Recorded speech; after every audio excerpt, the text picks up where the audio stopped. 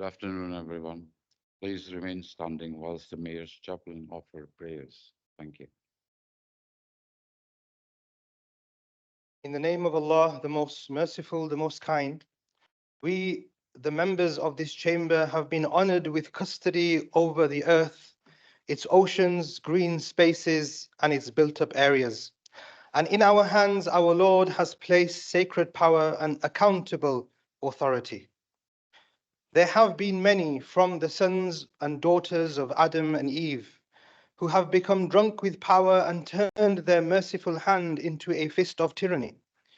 We ask you, our Lord, to help us remain humble servants who work in the shade of your divine mercy. Humanity is indeed a united being, as described by God's messenger, upon him be peace, united in themes of equity, compassion, and morality, so that no matter where upon God's green earth humanity bleeds, the whole of humanity feels the pain until the cut is healed. And also, wherever a part becomes diseased, humanity will ever be weakened until the cancer is removed. We ask you, our Lord, to give us the wisdom to see past the news cycles, the sound bites, and shifting political expediencies, and grant us the wherewithal to seek out truth and support it from the chambers of our hearts. I end by seeking forgiveness from you, O Allah, for my shortcomings, and seek your protection from being overwhelmed by the weakness of my baser self. May we all be guided by compassion, common sense, and foresight. Ameen. Thank you. Please be seated. Bismillah.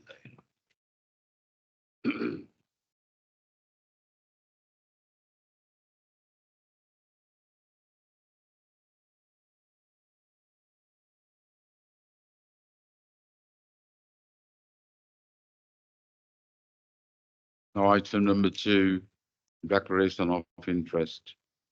Are there any declaration of interest? Can members indicate if they have any disclosable pecuniary interest or personal and prejudicial interest in the items being discussed on the agenda?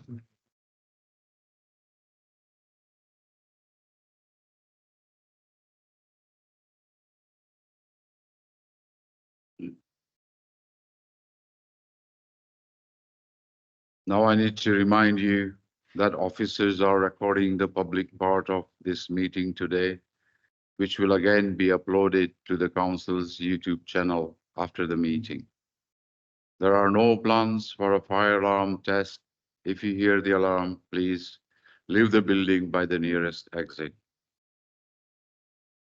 Please ensure mobile phones are switched off. Restrooms are located on all floors, but please ask a member of staff for details should you require one. Members of the public, members and officers, you are reminded that under the Openness of Local Government Bodies Regulation 2014, the press and the public may film, audio record, photograph, and use social media whilst the meeting is in progress for Part A items only, and as long as no disruption is caused to the meeting. Anyone filming is asked to focus their attention on elected members rather than other visitors. Firstly, I have the sad news to report the death of former Mayoress Annie Hood, who died recently, aged 97 years. Annie was the wife of the late former leader and Mayor Joe Hood, and together they were mayor and mayoress twice in 1977, 1978, and 2000 and year 2001. On behalf of the council, I send my sincerest condolences to Mrs. Hood's family at this very sad time. Can I ask now that we will stand for a minute's silence as a mark of respect?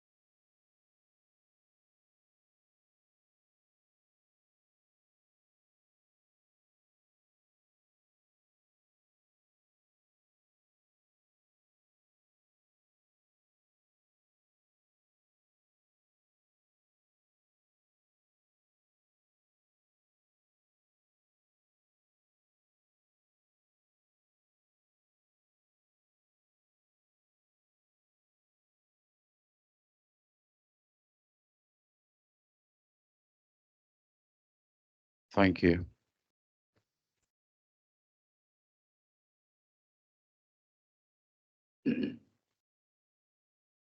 Now, may I remind members that they must not vote on any business relating to the calculation required for the setting of the council tax and related matters, and any decision which affects the council tax calculation if they are in arrears of council tax at least 2 months since it became payable.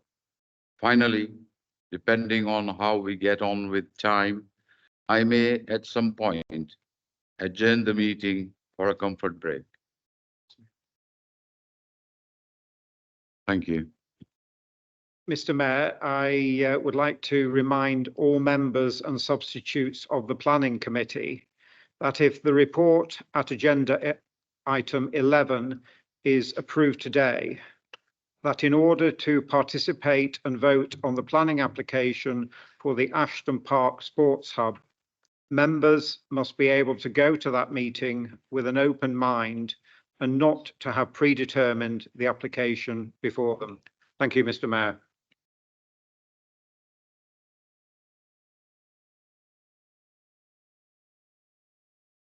Thank you. Right, item number 2, declarations of interest. Are there any declarations of interest? Can members indicate if they have any disclosable pecuniary interest or personal and prejudicial interest in the items being discussed on the agenda? Yeah, Mr. Borough, Councillor Borough. Thank you, Mr. Mayor. On item 11, I'm a trustee of Digging, which is the veterans charity, which is located on the park. Councillor Desai. Thank you, Mr. Mayor. Item 8, the agreement with Onward Homes. I was a member of Avonquest, which was a precursor to Onward, and they're also a leaseholder for me. Thank you. Councillor Potter. Thank you, Mr. Mayor. Yeah, I have a personal but not prejudicial interest in the budget item 6, because I am a trustee of the Intact Centre, which has made a budget response.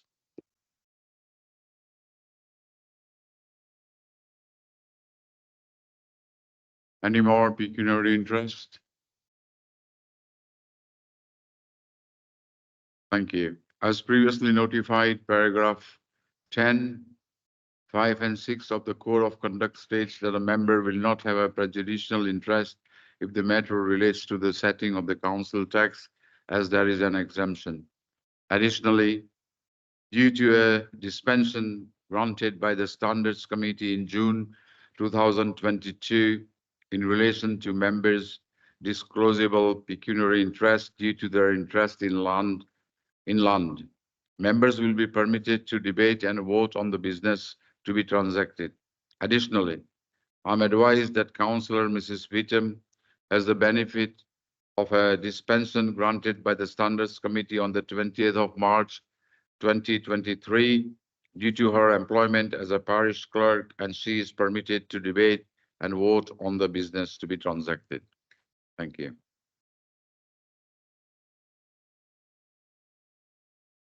Minutes of the last meeting. Item number 3, which is minutes of an ordinary meeting of council held on 25th January and an extraordinary meeting held on 31st January 2024. Are members happy that I signed the minutes as a true, correct record? Thank you.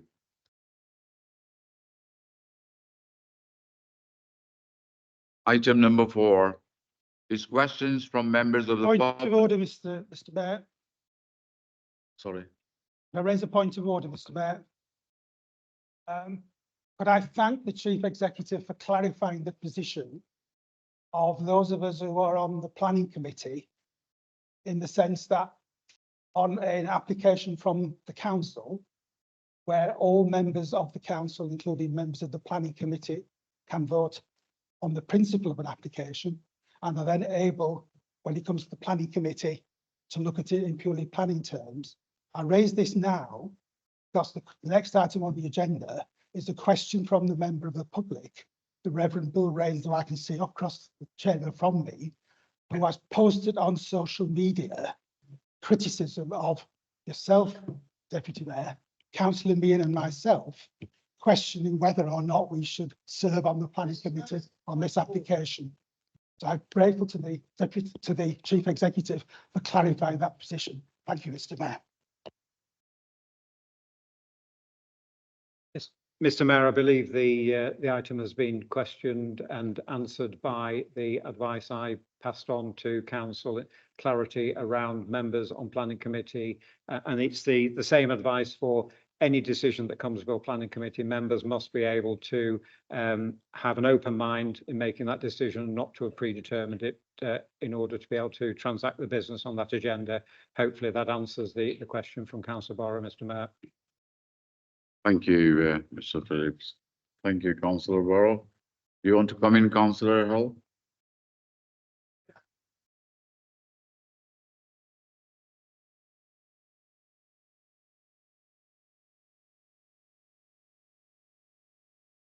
Okay, thank you. Item number 4 is questions from members of the public, and we have had one question submitted from Mr. Rains of Ashton, Preston. Once Mr. Rain has asked his original question, he may ask a supplementary, but it must be related to the topic of the original. You will, of course, receive an email response to your question in due course. Mr. Rain, can you please ask your question, which is directed to Councillor Bailey? Thank you, Mr. Mayor. The Ashton Park Sports Hub proposal is currently the subject of an active planning application. Would Councillor Bailey confirm that today's vote on this proposal is a redetermination of the whole issue and not merely a rubber stamp of the decision taken last December? Yes, thank you for your question. Yes, this is a redetermination of the proposal.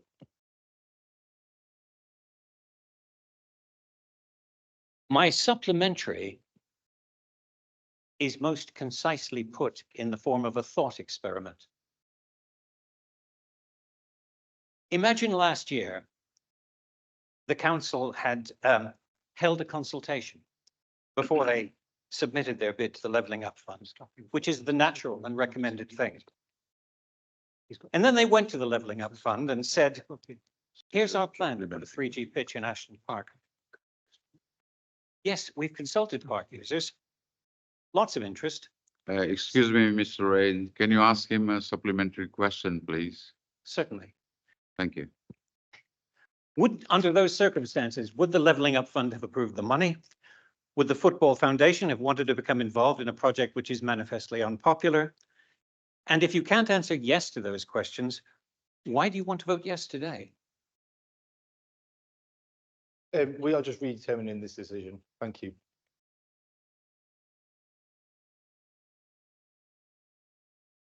Yeah, thank you, Mr. Rains.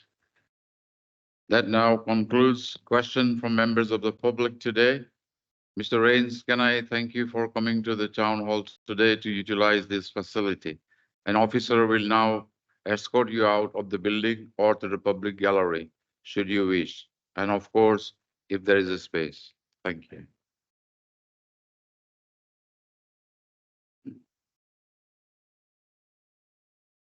Item number 5 is the question to cabinet members and chairs of committee and representative of outside bodies. Members are entitled to ask a question of any cabinet member or chair of the committee within their portfolio or terms of reference. There may be only one supplementary question asked, provided it is relevant to the question.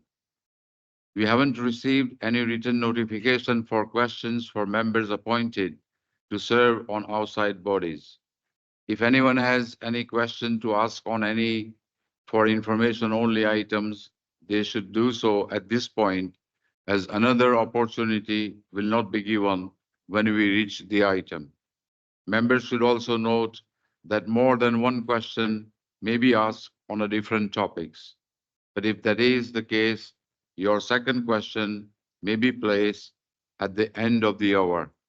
Thank you.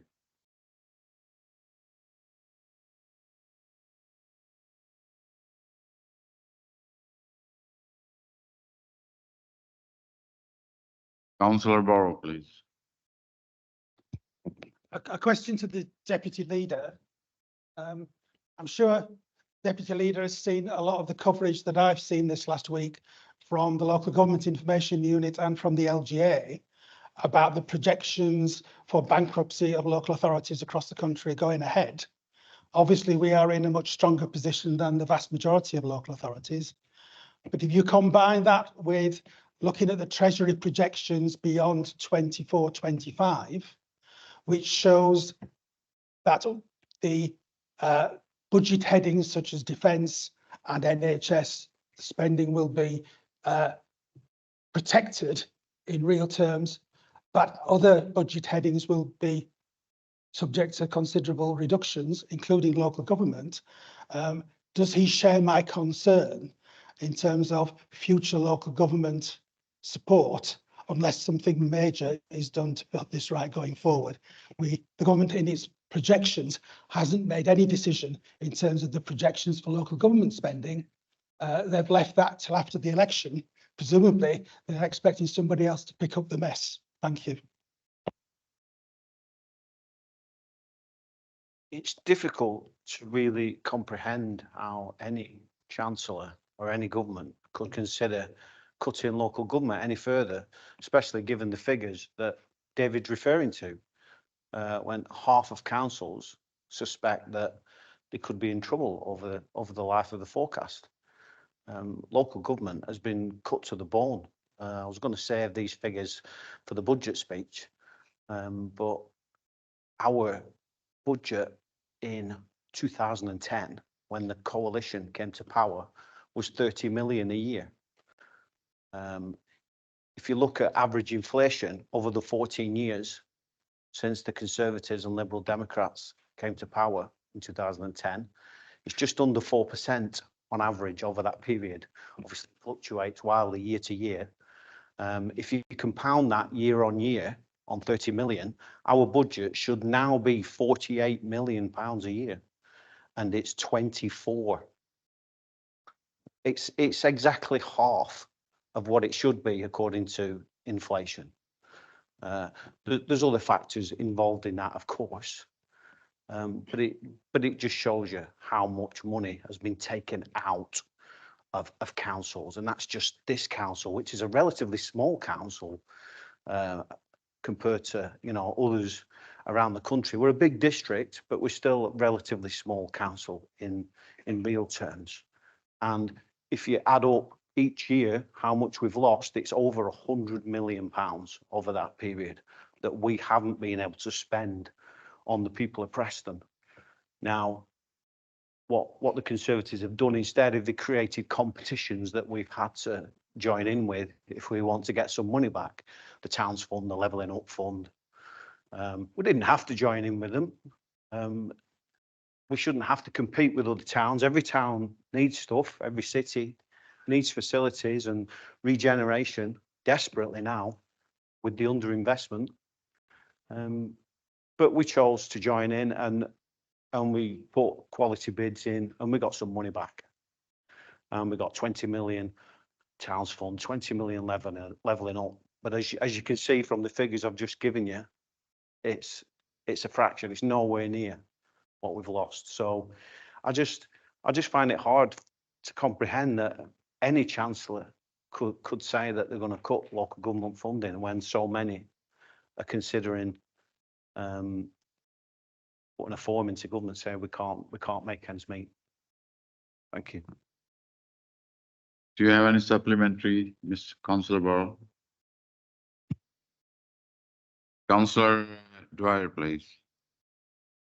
Thank you, Mr. Mayor. A question again to the Deputy Leader. I would like to ask for an update regarding the use of the Guildhall foyer, as I think members of the public are aware. There's been unforeseen circumstances regarding the Guildhall as a venue itself, but as a first step to reopening the venue, whilst we traverse those circumstances, we do aim to reopen the Guildhall foyer, I believe. So I'd just like to ask the Deputy Leader if there's any update, please. Despite all the things I just said, there's an awful lot of good news in Preston at the moment. Guildhall is probably the most frustrating aspect of what we're doing right now. But there is a lot happening at the Guildhall. There is work going on there. If you read social media, you would think it's been abandoned and left to rot. It's absolutely not. It's been looked after. It's been upgraded in some aspects, especially the safety aspect, while we work on the other problems on reopening it. And we are working on those. The good news is that we may be able to reopen the bar under the theatre, which is known as the Guildhall foyer, which was being used as a venue in itself during the previous ownership, with some success of that aspect of it. And we believe it might be able to hold up to even 500 people. So that's a significant size venue, and we are doing everything we can to bring that back online this year, if possible. And all the other aspects that are keeping the place closed are being looked at, they're being worked on and progressed. Thank you. Do you have any supplementary to that question? No, thank you. Thank you. Councillor Morgan, please. Thank you, Mr. Mayor. My question is for Councillor Peter Kelly. Following on from Councillor Rawlinson's comments about the really positive things going on in Preston at the moment, I was wondering if Councillor Kelly could give us an update and some more information regarding the summer events programme in Preston. I have one here. I don't know how that happened. Yes, so actually this morning we had a meeting with the businesses. We had a business breakfast where we presented our summer activities because we want the businesses to get involved, the local businesses to be involved in a lot of the activities. A couple of things just to take you through. We've got the Caribbean Carnival on the 25th, 27th of May down at Moore Park. We've got the Euro Fan Zone, 16th, 20th and the 22nd. That'll be on the flag market with a 33-metre screen in a really nice environment with the Spud Men as well, the potato place there. Anyone had a potato recently? 20 million views on TikTok and everything else. So a lot of our businesses are now getting involved in the events, and I think that's really important that we get. Preston, we got Preston City Mellor and Windrush 76. But can I publicly say that all of this has been put together by the events team and Preston City Council, which I'm incredibly proud for, and I will shout and publicly say we can't do this without our staff and their commitment to often being there at 6 o'clock in the morning, setting up, and still there at 9 o'clock at night, and to the support of the executive and the team that's there. So we do this with a very small amount of people, and we achieve a lot. And to Nick for helping with the Christmas trees, and which again is very important. So if you know me, I love a Christmas tree. So yeah, so we've got lots on, and then Encounter again will happen in towards the 21st and 22nd of September. Look forward to seeing you all there. Thank you, Councillor Kelly. Have you any supplementary, Councillor Morgan? No, thank you, Mr. Mayor. Thank you.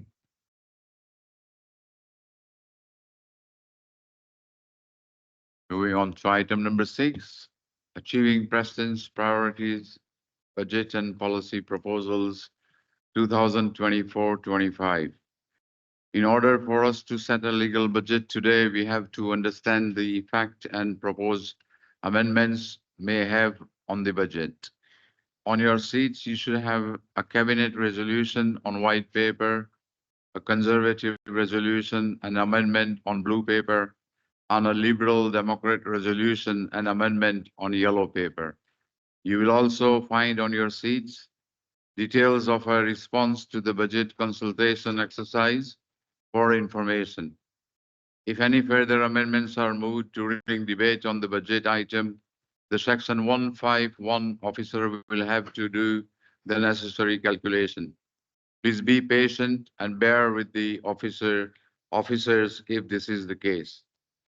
I'm proposing to waive Council Procedure Rule 14.4 to allow movers and seconders of budget motions to speak for longer than the normal 6 minutes. Is it seconded? Thank you.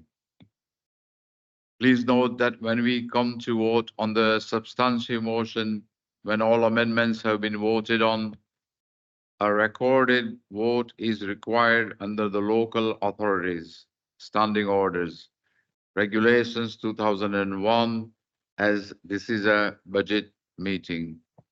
Councillor Rawlinson, will you be moving the report and the council tax resolution, which is in your seat on the white sheet? Thank you. Unusually, we've got quite a few items on the agenda today. Years gone by, it tends to have been just budget proposal, maybe one other thing, but we've got quite a few things. So, yeah, I might be a little bit shorter than normal. We'll see. So today, Preston Labour are proposing a balanced budget for 2024-25 with no service reductions or job losses. In fact, it's quite the opposite. We're proposing approximately 450,000 extra spending in 24-25 for a council tax rise of 2.99%, which raises approximately 300,000 a year. So we're actually giving back more than we're taking. Part of those proposals are an extra £50,000 to develop decarbonisation projects. The portfolio holder may want to tell you more about those at some point. Obviously, still a high priority for us since we declared a climate emergency. It is a difficult subject for this council. We've already done projects on this subject before we even declared a climate emergency. We've had solar panels for years, and we need to make sure that we're progressing the right projects that have a major impact on that, and that does cost money. We're also proposing 50,000 extra for community wealth building projects. There's a lot going on in that portfolio. Councillor Wise finds herself at times unable to do what she wants to do, and we want to support that. Of course we do. We're also including funding for extra jobs and increased capacity to address issues outlined by the peer review, which includes improving performance monitoring, professional staff to enable delivery of our huge capital programme, and 50,000 to expand recruitment of graduates. Recruitment to skilled posts is one of the biggest challenges facing the council and the whole country, in fact. We are also creating a new antisocial behaviour officer post to help with the ongoing issues in the city centre and around the city. Now, it's the Conservative Police and Crime Commissioner who's really responsible for that, but we find ourselves having to employ extra community safety staff to help with that.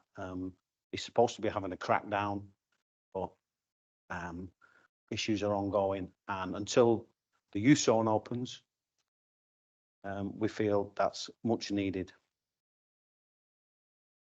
Obviously, talk about the youth zone, that's starting. That will be up and running in a year or two. That will make a huge difference in Preston, one of the few places that doesn't have this kind of facility. That's supposed to be Conservative run, Lancashire County Council responsibility, but we had to resurrect it. It's an incredible achievement. I think the youth zone stands out for me as a real achievement in our programme, because it's not something we should be leading on, but because those that are supposed to lead on solving these problems, you know, providing youth services, dealing with antisocial behaviour, it's not working. So we've stepped in, and it's just, as I said, it's a brilliant achievement. It certainly will be. Similarly, most of our social justice portfolio exists. Navida's not here, but she now has one of the biggest portfolios cash-wise, and it exists because we're trying to combat public sector cuts. That portfolio didn't exist in 2010. Matthew brought loads of policies forward for Labour Group over the years. We created the portfolio. Navida took it over. It's expanded and expanded because there's so much to do. And it's the same for the community wealth building policy. It exists because the economic model that we once relied upon wasn't working. We encourage inward investment in this city. There's a myth that we don't, because we do community wealth building, we don't want it. It's rubbish. It's a false narrative created by those against community wealth building. But we encourage inward investment, but we no longer rely on it like we did before. And our capital programme just proves that. It really is Preston doing it for itself. The cash that we're using for our regeneration schemes is either council taxpayers' money, it's borrowing based on our borrowing power, or it's lottery money, which is public money as well, or it's a grant from the government that represents a fraction of what they've taken off us since 2010. So to do all that on our own, effectively, to lead on that, at a time when other councils are going cap in hand to the government, they can't balance their budgets. It's an incredible achievement. As I said before, our budget was 30 million in 2010. It should now be 48 million, and it's 24. Our budget today would be 26 million, but for the city deal, we're paying all our new homes bonus across to the city deal because we chose to invest that money in economic growth of the city. And city deal is not without issues, cost issues like everything else, but it's been successful. If the city deal wasn't there, the current government formula for funding, they would have to make that money up because we've got this core spending power aspect. So although we're balanced in 24, 25, there is a deficit showing in the forecast. That would be wiped out if city deal wasn't there. In fact, it would more than cover it. Again, if we get the animate borrowing slightly better than forecast, and we've put, you know, a conservative forecast in, if you like, but if we get it slightly better than forecast, again, that deficit will disappear without us really doing anything. So £1 million a year, although it is a significant amount for this council, there are aspects to our position which show that it's not a grave concern. And we also have a contingency pot for savings to go to. The things we don't want to make savings on, but that's been there for years, and we can go to that in a hurry if we needed to. So this council's financial position is very solid, and it's really a credit to this Labour group and the officers for getting us to that position. The capital programme is now 120 million a year, which is, you know, it's huge on an annual budget of 24. We've just had a full assurance from the audit committee on our treasury management, which is a very important function at the moment because obviously with interest rates going up, we're getting more cash in from investments that's been put away to help with the borrowing. Some of it's managed in-house, some of it's managed externally, and according to the auditors, it's being run extremely well. So I just want to thank the officers for the extensive report that you see before you again, and I'm going to move the items at 2.1 and 2.2.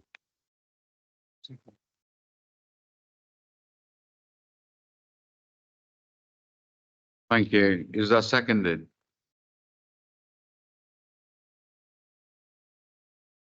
Yeah, it's up to you, Councillor Brown. Yeah, thank you. Any questions on this item?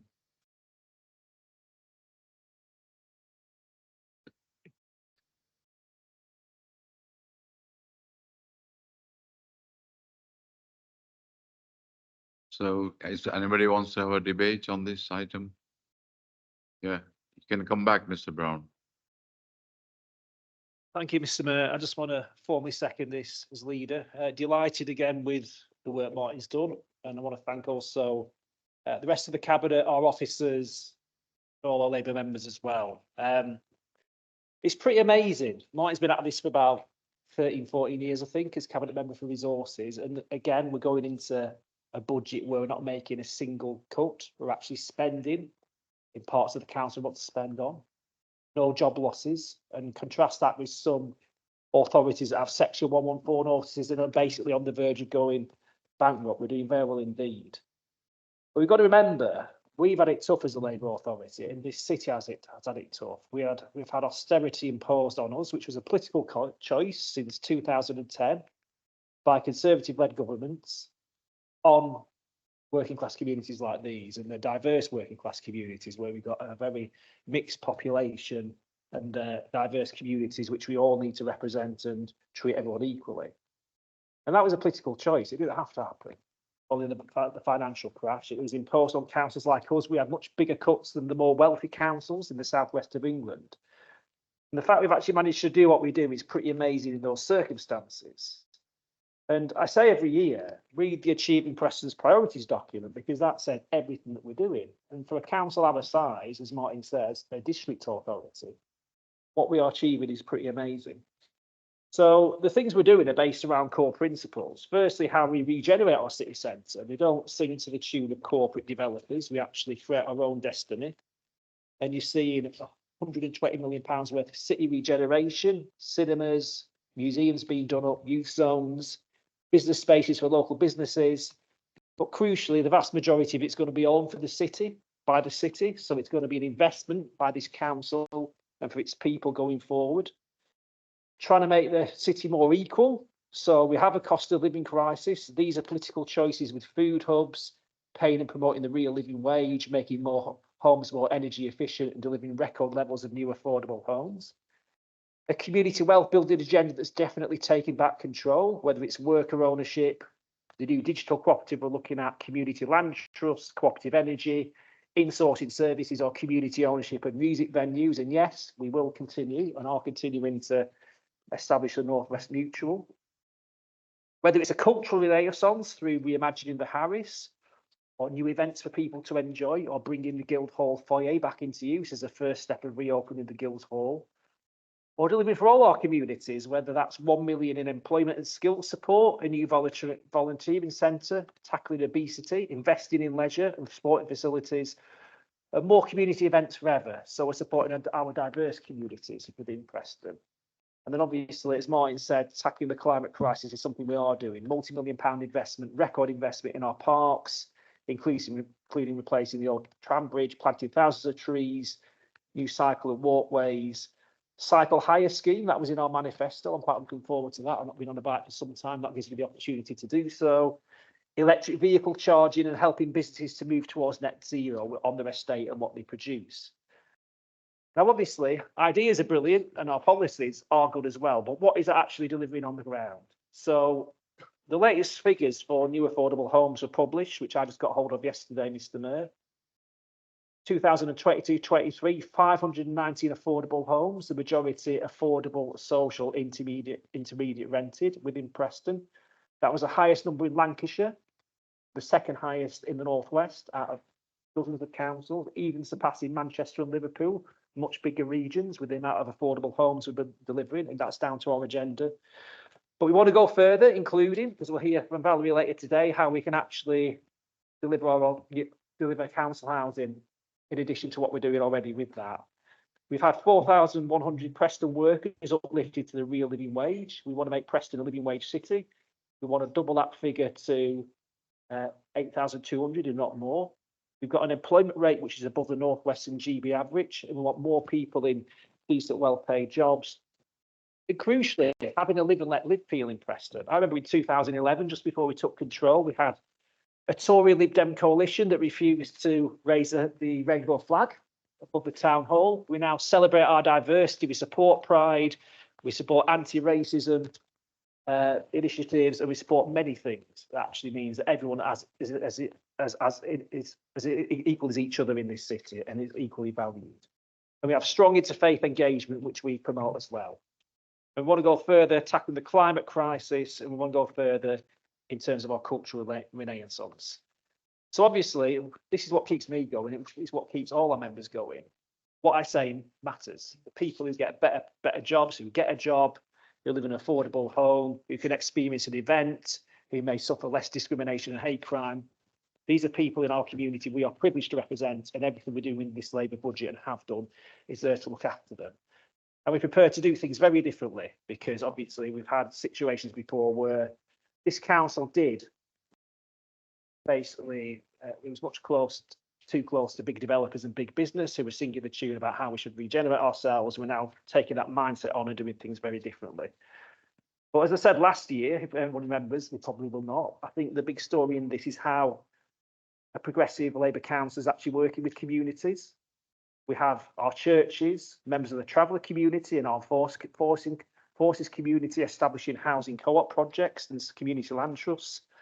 Our anchor institutions like the NHS that we work with, they bought masks from Preston companies during the pandemic. They're recruiting residents in the most deprived areas into decent, well-paid jobs. They're even buying private care facilities, care homes, which now become part of the NHS family.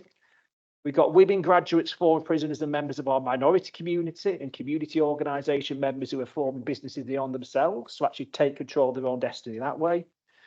We've got our environmental activists forming cooperative energy schemes, and we've got a representative climate jury who are making recommendations to how we as an authority tackle the climate emergency. And that is going to the people and getting their ideas about how we do this, really, because it's children and grandchildren they have to think of. It's their future. We've got to make sure we tackle the climate emergency as well. And then local businesses, we're engaging with them at the grassroots. When you see the city centre being redeveloped, what you see is local businesses doing it. It's small construction companies, medium-sized construction companies, and through the supply chain, you have Preston-based people and people nearby to Preston doing this work primarily. And that is creating lots and lots of jobs and keeping the wealth within our community. Or the artistic community, putting venues into music ownership, as I said before, or the voluntary faith and trade union organisations have expanded the real living wage and fair working practice. So change often comes not necessarily from national politicians or even local politicians. It comes from politicians like us working with communities to bring about that change. And everything we've done since we got in charge in 2011, and especially in the last few years, is to actually bring about change that everyone can benefit from. So we're generally taking back control for people in this community. It's difficult because we have a Conservative government which deprives them of money. It centralises those, but we're finding a way to actually move forward and build this city up and reverse years of decline and have a brighter future for everyone. So thank you, Mr. Mayor. I look forward to the rest of the day. Thank you very much. Thank you, Councillor Brown. Any further question on this? If not, then the Conservative group have an amendment to the Cabinet budget proposal on the council tax resolution, and these are on the blue sheets. Councillor Lanless, will you be moving the amendment? Thank you. Yeah, thank you, Mr. Mayor. I like to do it. It's the second year I've had to do this speech. It's a really poison chalice, you know. And I like it when I was younger. I used to watch an eccentric Conservative Chancellor, Ken Clarke. I sort of feel I've got the sort of eccentric look in the suit and the scruffy jumper, but I'm lacking a fine malt whiskey and a natty pair of hush puppies. That was supposed to be funny, but never mind. My first job, as with the Deputy Lead, is to thank Jackie Wilding particularly for her patience and her due diligence and everything in looking after the council finances and putting up with a conservative amateur like myself briefly. And also to thank particularly Lee Hurst, who again gave of his time to help us put our budget together and put it in the correct format. Yeah, reading Achieving Preston's Priorities is rather like a very fine prospectus to come and live in Preston. It reads very well. There is an awful lot. The first thing Jackie always says to me when I go for my meeting, there's an awful lot going on in this city, which involves very heavy duty financial commitments. You know, you can't do what we're doing in Preston or what the administration is doing in Preston without there being an element of risk in terms of you know how much it costs to borrow to do the projects like Animate and all the many, well, a huge number of other things that involve large sums of money. Yeah, there are uncertainties, as I'm always warned when we start sort of putting a budget together.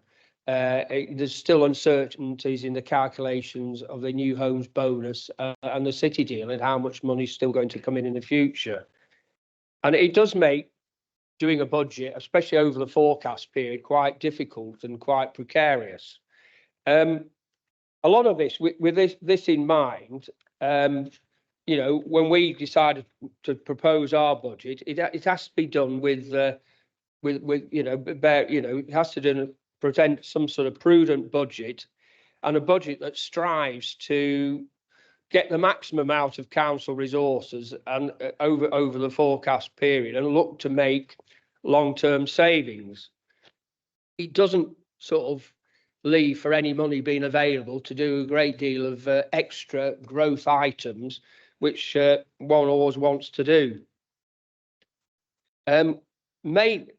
The other thing we have to accept, which is not a consider, that the increase of to 2.99% in council tax, we have no choice. It's just the only way we can go forward. It puts onus, particularly extra onus, people expect it now, on Band E and above council taxpayers who, you know, a majority of live in our rural wards and what have you. But we have no choice to go along with that.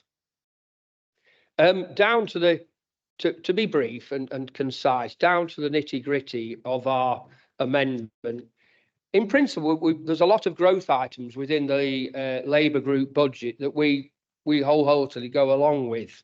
The transformation, the money for carbonisation, the capacity to improve legal finance, make it more effective. The council tax staffing, that's a highly important area. You know, it's absolutely vital that we improve our collection rates. The graduate trainee programme, and we support obviously the antisocial behaviour enforcement coordinator. However, in our amendment, we don't want to support the community wealth building officer and the community wealth building development. We're not convinced by this, and we're not entirely convinced what the money is used for. Instead, we propose to extend the funding for member champions. We want to give a small piece of funding to all 4 member champions, that's including the Armed Forces champion. It's not a lot of money, but it's to be used for something that can be useful in pursuing their roles. We thought it was only fair that all 4 got an equal amount to be able to use. And the other thing we wanted to do is we have a sort of problem in the outer lying areas of Preston. And one of the biggest things when you go out and talk to people in our areas is the fact that there is a lack of youth provision or lack of things to do for young people growing up. This has become more evident in the fact that we have a large amount of new housing developments up around our rural areas, and there really isn't. Okay, there's a park, you know, there's a play space put in or whatever, but there's no organised sort of activity or way of trying to promote, you know, children being out or older children being out to go out and do something constructive. And what we want to do is put money aside. I mean, the idea came for me from, we had a fantastic thing in Goosner, on Goosner Village Green last year, where they created a football, a five-a-side football pitch. And the council sent up a youth worker to encourage, you know, football training, what have you. And it worked really well. It was really appreciated in the community. And it was the first time, you know, for age, I got a really good deal of positive response. So we want to extend this scheme to the surrounding areas. So we put money aside for that. On savings, we propose to remove the capital investment in the community bank. Surprise, surprise. This will reduce revenue borrowing on the cost of £100,000 a year. And we also propose, or would like to move to 4 yearly elections. There's a big debate on everything to do with changing from 1 yearly to 4 yearly elections.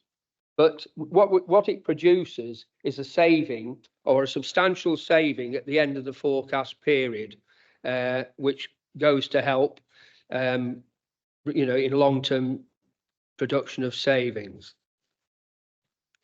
I think that really sums up our changes. It's a sensible budget. It's a safe budget.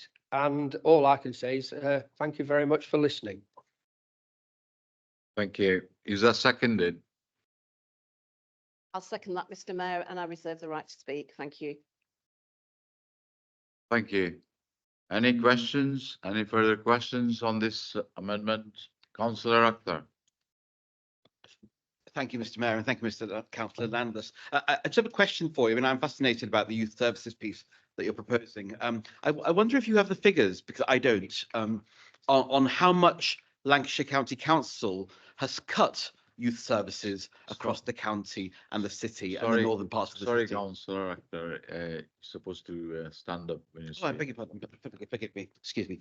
I'll ask the question again. So Councillor Landers, I don't have the answer to this, and I'm hoping that you might, since you've proposed this in your budget. I welcome the notion of the council investing in youth services. In fact, they are, aren't they? Of the Preston City Council investing in the youth zone. But I beg the question. The role of these youth services is generally under the authority of Lancashire County Council. Do you know the amount of money that Lancashire County Council under Conservative administration has cut for youth services across the county and the city of Preston?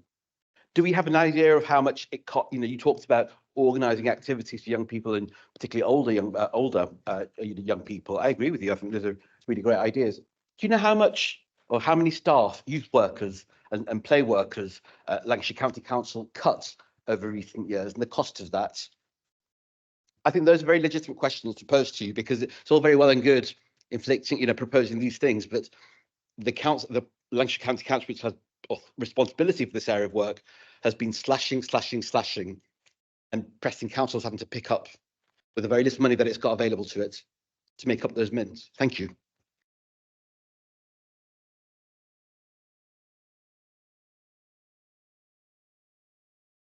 Yeah, thank you. Yeah, I was advised that this is about the Preston City Council budget, so we should not discuss something related to Lancashire County Council. Thank you. Any more questions? Yeah, Councillor Thompson. Thank you, Mr. Mayor. Yeah, Councillor Landers, would you agree with me that the problem is that in the past, the Preston City budgets have been too much focused on the certain part of the centre of the city, and has not been and the broader picture has not often been reflected in the spending?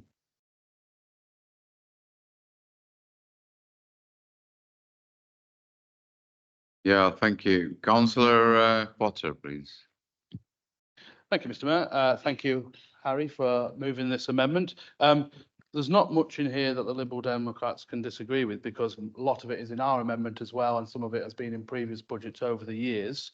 I mean, it's strange that, Mr. Mayor, you ruled out PAV's response there, because it is actually fundamental to what this item is, about whether who has capacity to deliver those services. And again, it should be pointed out, last week, I put forward a motion for more youth workers, which the Tories, including the person next to you, voted against. So you can't have it both ways. But in regards to it, but again, I'm not going to be churlish about it. Having extra youth workers, whether they come from this council, county council, England and Tanton Neighbourhood Council has invested in a youth worker in our parish to be able to help with the issues there as well. So I think we should welcome that. So the Liberal Democrats will support this amendment, and we urge other people to do so as well.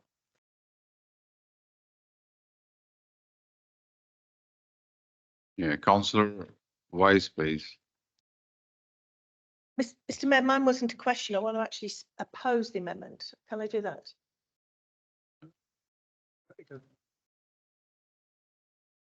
Yeah, it's Yeah. yeah. This is a debate, so obviously when voting take place, yeah, you can. Yeah, thanks. Yeah, Thank I you. want to oppose this amendment, not surprisingly. And particularly the point about the reversal of the policy officer for community wealth building, which obviously is also in the Liberal Democrat amendment.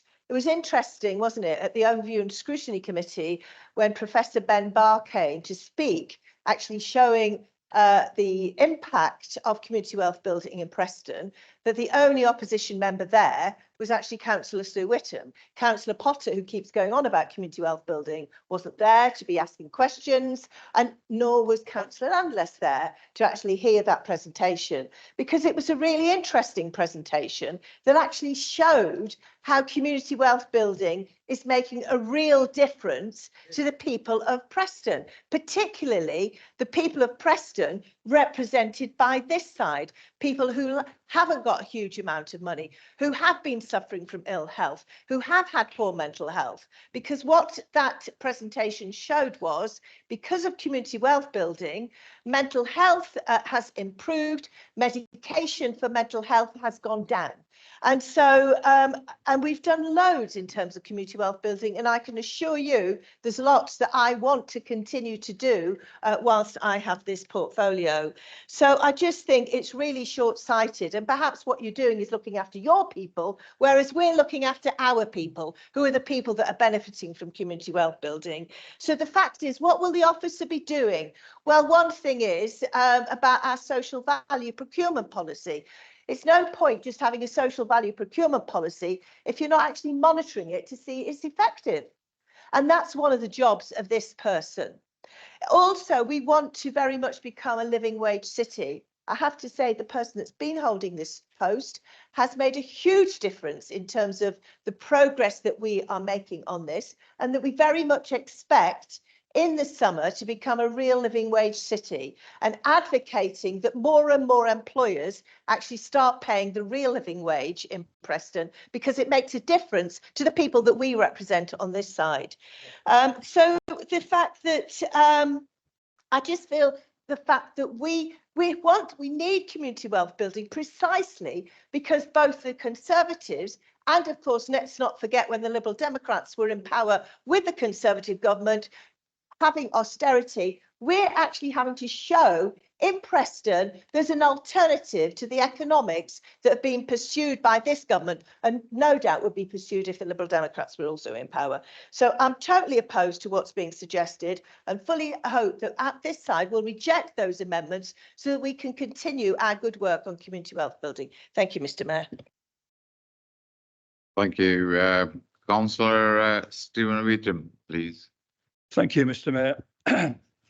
Rather strange comments made there, actually, and I'd just like to ask Councillor Wise whether you consider withdrawing that comment about your people and our people, because I laboured under the misapprehension that we were representing the people of Preston, and I think that is a despicable comment.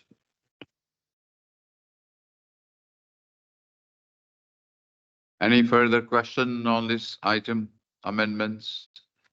Do you want to come back, Sorry, So can't come in again. Councillor Mrs. Whittam to second it.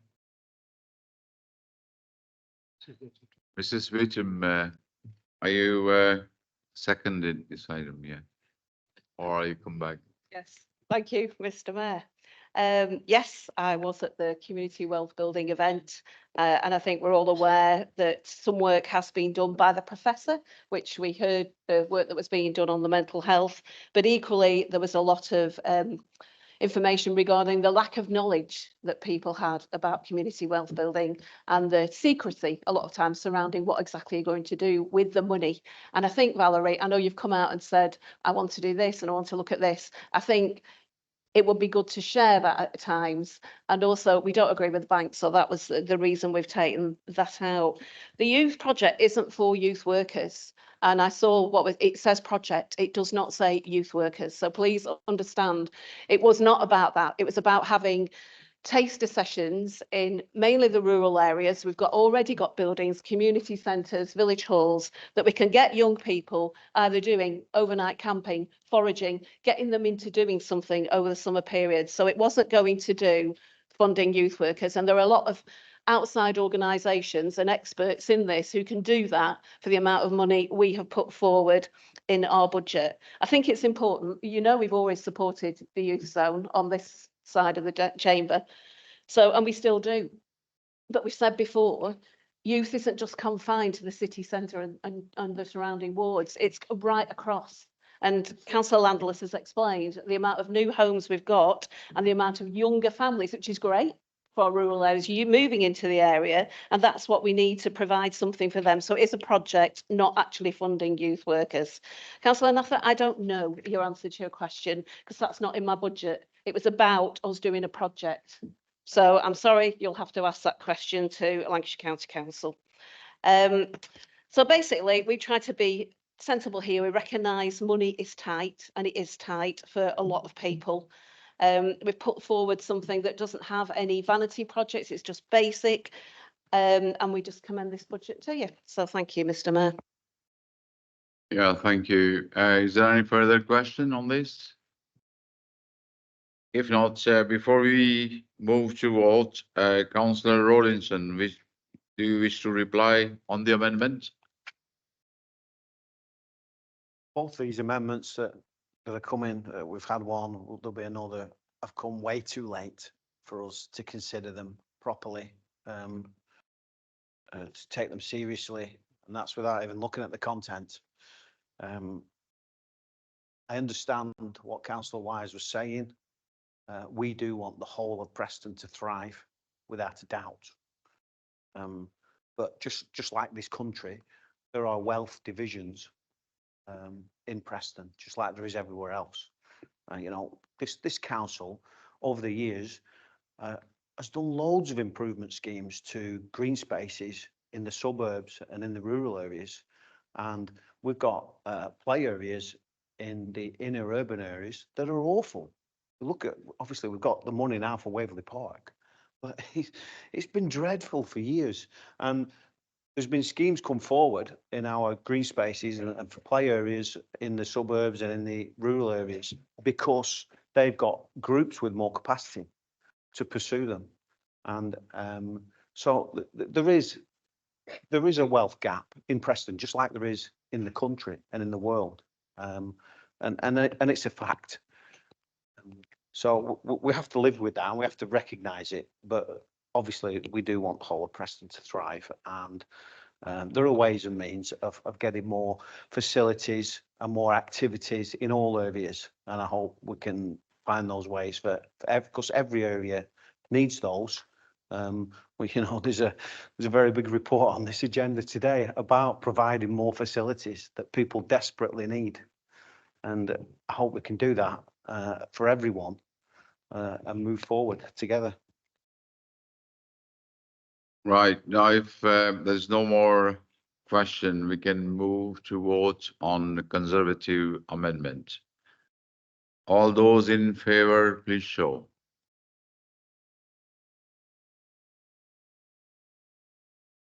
All those against?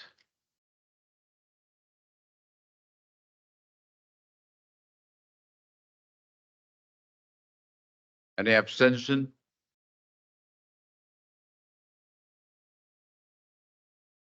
Yeah, the amendment is defeated. So we now move to Liberal Democrat Group's amendment to the Cabinet Budget proposal and the Council tax resolution, which is on the yellow sheets. Councillor Darby, will you be moving the amendment? Yes, Mr. Mayor, thank you. First of all, I want to echo the same sentiments as Councillor Landler. So thank you very much for the officers, in particular, Jackie and Lee, for all of their hard work to make it possible to have these amendments come forwards. An awful lot of what's being proposed by us, same as with the Conservatives, is very similar to what is in the full budget proposals that have gone forward. And so, in the interest of trying to be as concise as possible, I'll focus instead on where we have the differences.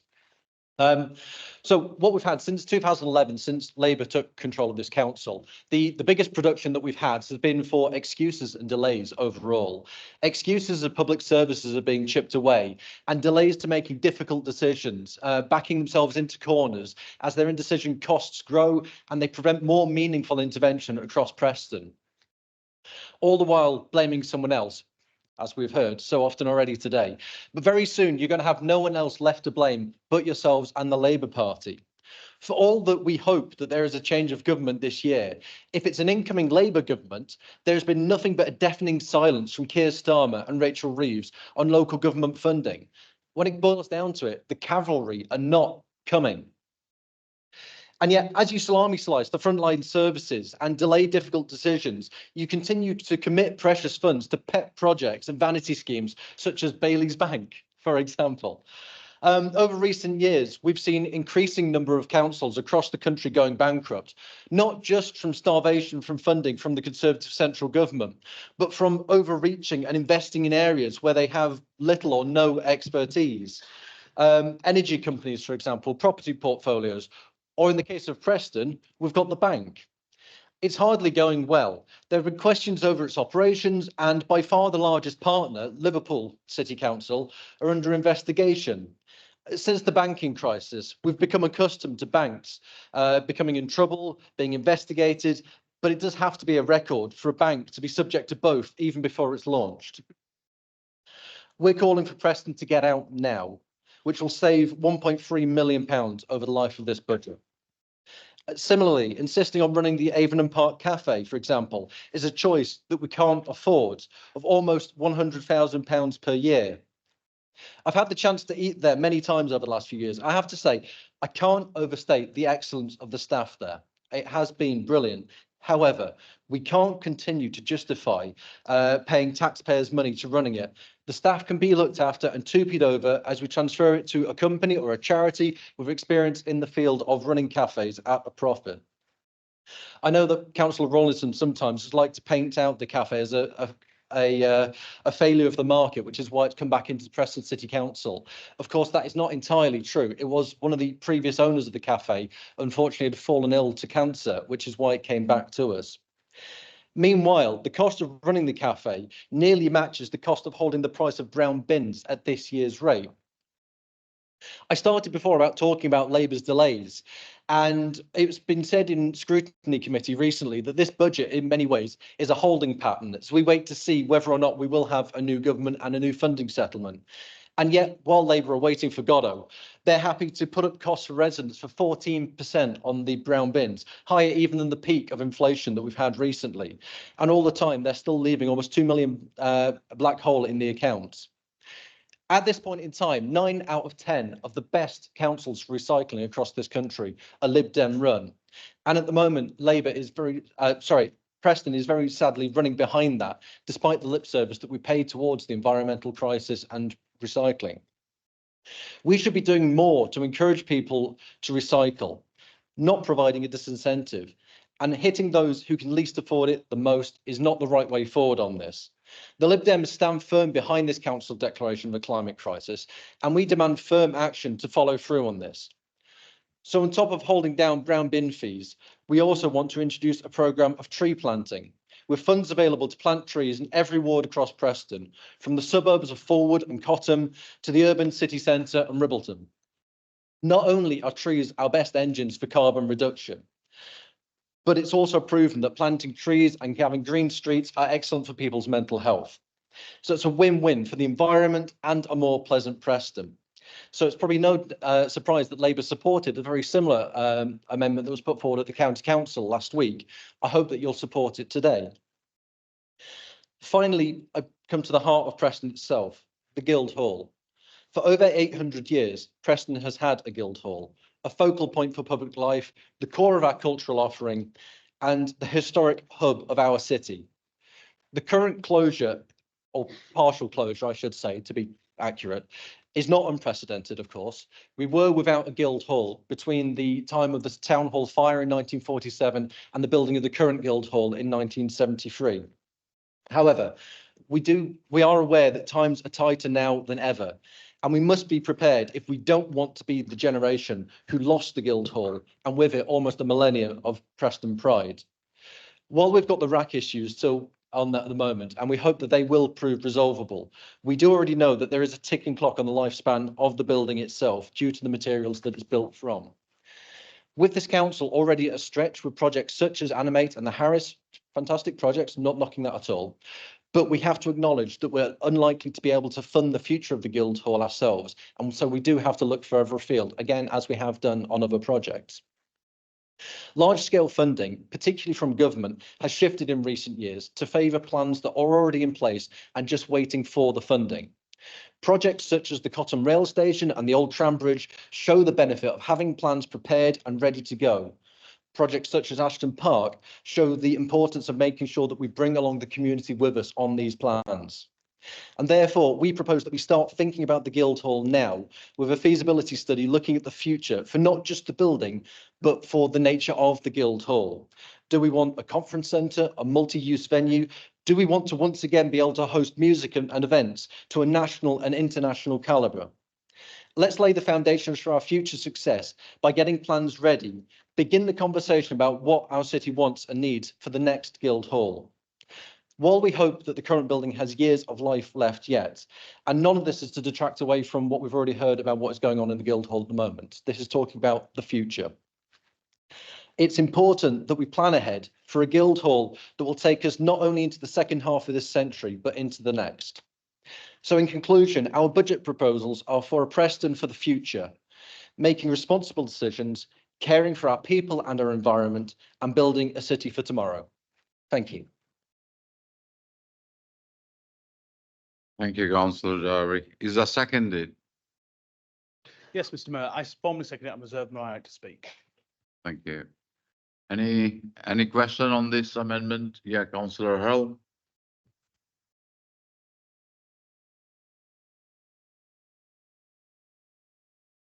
Thank you, Mr. Mayor. It's just, I find it so frustrating listening to the Liberals very often, like saying that what we're doing in office, with all the hard work and the success that this Labour group have had since they've been in office, to say that we are just blaming people seems utterly absurd coming from the Liberals. Blaming people is the paradigm of Liberal Democrats politics. That's all they ever do. The last Liberal government was 1918, so they've had hardly any opportunity to do very much else. Even my father couldn't remember Lloyd George, and apparently he knew quite a number of people. Waiting for Godot, he says. Well, who or what are the Liberals waiting for? Just to blame us and sit there throwing the mud, saying that we're going to fail continuously, when we are manifestly not doing that at all. The trees, we on this side of the house have created a cabinet member for climate change with a view to doing as much as we possibly can, not the greenwash of the Liberals that are trying to, in every council, in every seat they have, they try to greenwash, to try and take the green vote because they're struggling to get any votes at all. Finally, Councillor Dobb is a very talented and charming young man, and has a lot of talents that he brings to this council. All I can recommend to him and to all of the Liberals is why don't they stop blaming other people? Why don't they join us on these benches and do something about it? Thank you. Thank you for your presentation. Councillor Dwyer, please. Thank you, Mr. Mayor. Well, I just want to say, I'll come back to something that's been mentioned earlier, because I think we were looking at arguments of this side and that side, and I know that's previous amendment, but I think it relates to what we're talking about now, which is that it isn't a case of our people versus their people versus our people. I agree, but what it is a matter of, I think this was misinterpreted by others when they listened to Councillor Wise. I think the fact of the matter is it's not about our people versus their people, it's about people who need things most in Preston. We do represent the whole borough of Preston, and each of us are very proud to represent our each individual wards. That should be true of all of us, of all parties here. The reality is, however, and it's a reality that has been born of several governments now, begun, of course, with the two parties that face me opposite, and rest currently with only one of them, which is the fact that we need to target. We need to target what we're able to offer in very difficult circumstances for local government up and down the country. The reality is that Preston is a council, a Labour council, that offers an alternative model to delivery. It offers an alternative economic model to delivery. And Labour overall is the largest party in local government across the country, and councils beyond just Preston offer alternatives to current Conservative and previously Lib Con government. That is a fact, and we've already discussed youth services and how that can be targeted, and how actually a youth zone isn't just for the city centre. A youth zone opens up a network across the city. Now, I'll move on because I know we've already discussed that amendment. Looking at the Liberal amendment specifically, if I may, similar to the Conservatives amendment, I know that we have members opposite who are offering their praise for what Preston is able to do and for our many major strategic projects. However, what is offered as an alternative is taking away from our alternative model, our community wealth building, our community bank, our opportunities to tackle what is a system that simply doesn't work in government, which, if you were listening to the opposition, you'd think that they would agree with, by all accounts. It just represents a lack of ambition. We have an ambition not just to remain as we are, not just to be cautious, though we are cautious, of course, because we are presenting a balanced budget, one that is reasonable and one that can be accepted by all parties. But it's not just about being cautious, it's about being cautious and optimistic, putting something in for the future. Councillor Darby, you talked about the future, and as two young councillors, I think we're both concerned about the future of the city. But the fact of the matter is that what you've provided as an alternative is pretty much already happening, and that's with community wealth building as part of our agenda. We already are seeking the future of the Guildhall. We've already heard Councillor Rawlinson mention what's coming for the Guildhall. We're potentially opening up the foyer, and that will be with a vision too, should it be feasible, for the opening of the wider venue, as you say, has stood for many years and is an important part of our cultural heritage and present in Preston. Tree building, that would be ambitious. That really would be ambitious. We can't challenge nature. We can challenge many other things. Tree planting even. We have a strategy in place for the next 15 years. And we've got up to 50, correct me if I'm wrong, is it 2,000 or it might even be more than that trees? Sorry? 10,000 trees coming in the next just 2 years as part of that, with social project funding available. We have an ambitious tree planting agenda across Preston. We are investing in our green space right from the city centre, right through to the suburbs of Sheffield Green and right through to the rural areas. These are things that are already happening with investment in our alternative model of delivery, which is helping us to target people in most need in our borough. As such, this is a budget without amendment. It needn't have amendment, because even without amendment, it is providing for people across the borough, from the rural areas to the inner city, targeting those who need it most, with ambition where otherwise it would not be available from central government and the members opposite. So I would implore that members of this side, and I'm sure they will oppose this and maintain towards the Labour budget which has been proposed today. Thank you. Thank you, Councillor Dwyer. Councillor Bailey, please. Yes, just before I make the point I wanted to, just to maybe add a little bit extra onto Councillor Dwyer's comments. It's not just 10,000 trees over the next 2-3 years, it's over 15,000, and that's excluding the investment over the 4 parks as part of the Levelling Up Fund. Councillor Darby talked about black holes. But on item, agenda item number 11, according to Liberal Democrats' amendments, which we'll be just debating later on, their proposal will add an extra up to £153,000 to our budget every single year, and that is not in their budget proposal. So therefore, there is a big black hole in their budget. Thank you, Mr. Mayor. Thank you, Councillor Bailey. Councillor Sue Eaton, please.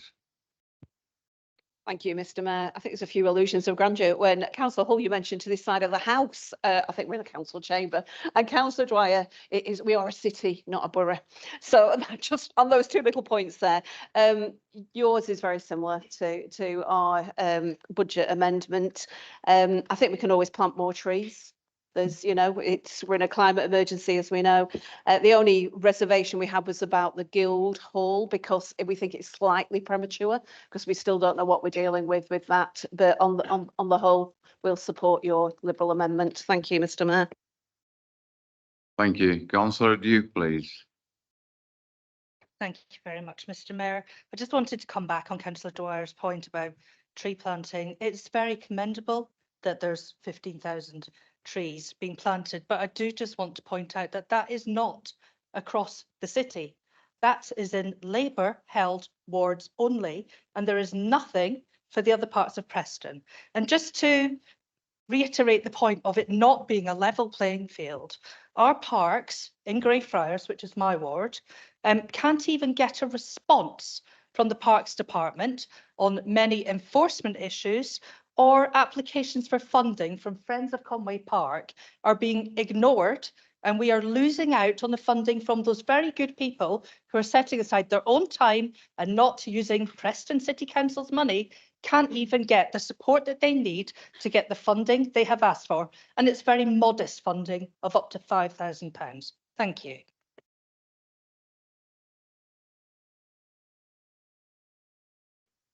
Second.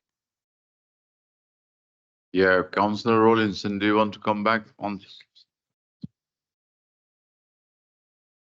Yeah.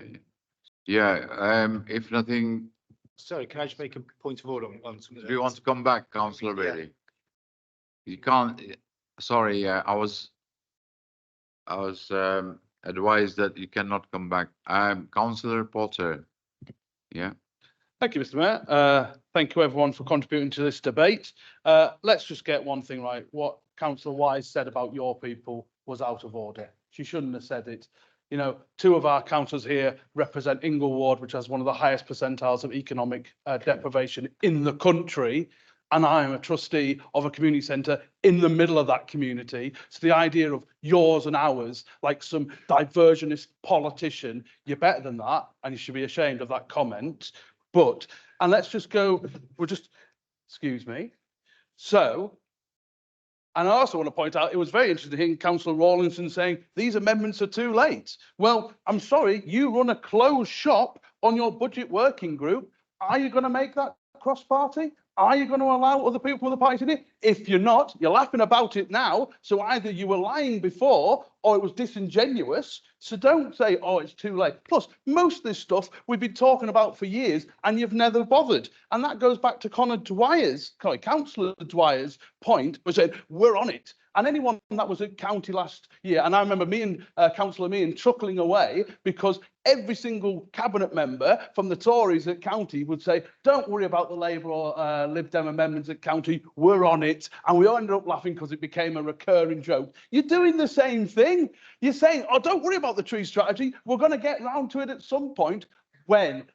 I'm sorry, Councillor Hull, you were the chair at the end of the Climate Emergency Task and Finish Group, which took 3 years, had virtually no outcomes at the end of it, and we're still waiting for you guys to take it seriously. You didn't come up with a climate change officer until we suggested it. You voted it down and then did it 6 months later. So get off the high horse you're riding and realise that you don't have all the answers.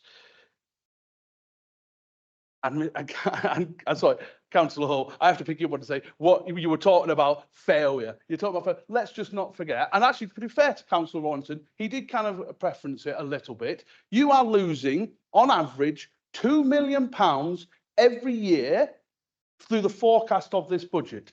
We might get lucky. going forward in terms of new homes bonus. We know from your own report, you have £1.3 million worth of savings potentially to be done.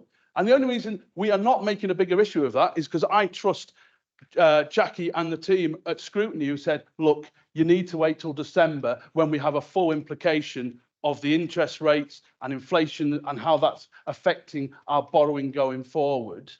That is the only reason that you are not being taken to town on that.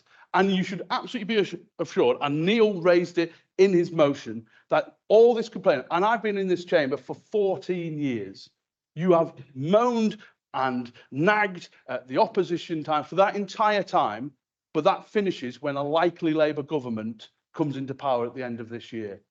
You will have no excuses. And I have no idea what Keir Starmer and Rachel Reeves are going to do with local government finance, because let's not forget, you're matching Tory spending plans. So again, let's not tell lies in this chamber that somehow this is a radical Labour government that's going to change local government. Your own councillors are telling the Local Government Association surveys that they worry that even with a Labour government, lots of councils are still going to go bust. James, have you seen your figures? And again, Councillor Rawlinson was very clear. You are balanced for 2 years. That was what he said. 2 years of this forecast you are balanced for. And in that time, you have to make massive savings.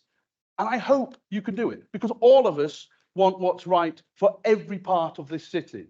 And that goes to what our budget amendments are for. And Councillor Duke was right to raise it about the tree planting, and it's why I did it in county, and it's why we're doing it here, is that we want every area, every ward, every division to benefit from a better, more biodiverse environment. And if you vote it down now, what does that say about you? That you've got 4 dual-hatted councillors in this chamber. Those 4 voted for it last week, and you're probably going to vote against it this week. So what does that say about your decision making? Ultimately, our budget saves a little bit of money as well. You know, we could have easily done the opposition thing, just put in rafts of all things, thinking, well, Labour's going to vote it down anyway, it doesn't matter. We are sticking to the principles we believe in. And a really crucial part of this, and again, it goes right back to scrutiny, a public meeting, where, again, when you were talking about wait until December, let's see where we are, you are perfectly happy to put off those tough decisions till December, but also perfectly happy to charge residents now extra for their brown bin. You can't have it both ways. Either the economic situation is so unsure that you can leave these decisions till December, but you're not doing that. You're putting off bad decisions till December, yet charging council taxpayers more for their brown bins right now. And Neil's pointed out about the recycling. You know, those Lib Dem councils, the 9 of them that are in the top 10 recycling ones, we are so proud of them about the work they do. They are big councils, small councils, boroughs, whatever. Our recycling rate is less than half of what they are. And I know you guys might say, well, that's, you know, the Tories at county council have a problem for it. But you guys are failing on that. And yet you're expecting council taxpayers to pay more for their brown bin, despite your recycling rates being woeful. And that's not fair. And you should, at the very least, defer that till December when you have a proper grasp of your figures going forward. Because otherwise you're just hypocrites. And the people in Shara Green will remember that hypocrisy at the elections. I urge you to change your mind. Thank you, by the way, to the Conservatives for supporting our amendment. I appreciate that. And I hope all Labour members, which they won't, have a change of heart in the next minute and realise they're in the wrong. Thank you very much. Yeah, thank you, Councillor Potter.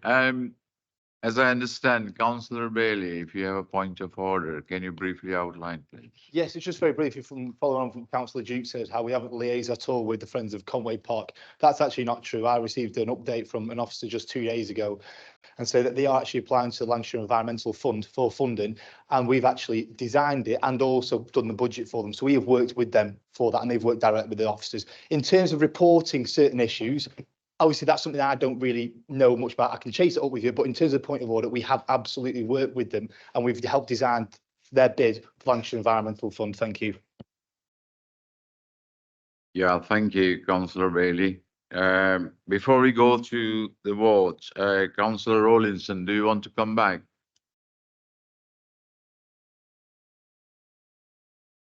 As you can see, what the Liberal Democrats say most of the time is just simply not true, as Freddie just proved.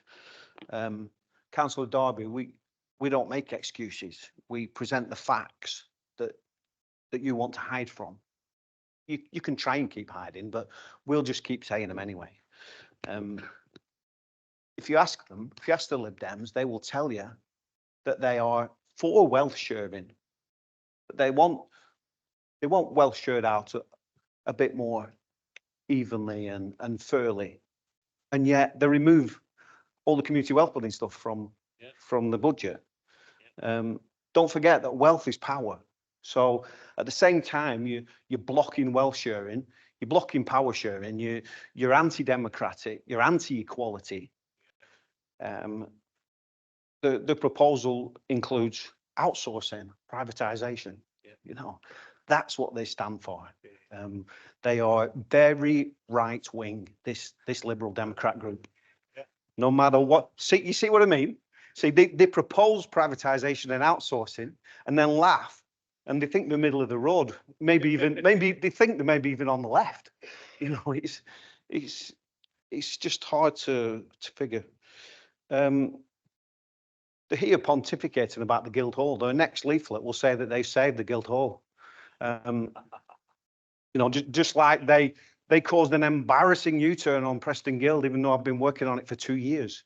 You know, long before the pathetic motion. The Guildhall is their fault. It's their fault. Their party got into bed with the Tories and removed billions from local government. That's the only reason the Guildhall is shut. It's just the one reason. Nothing to do with the rack. That would have been sorted years ago if we'd have owned the Guildhall right the way through and we had the money to do it. It's their fault. Do not believe a word they say. Everything they say is either untrue, it's misleading, they take credit for other people's work. It's truly awful.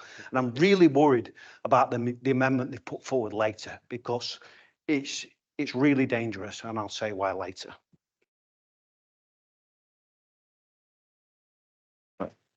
Right, if no more question on this, then can we move to vote on Liberal amendments, please? On the we're voting on Liberal amendments. All those in favor, please show.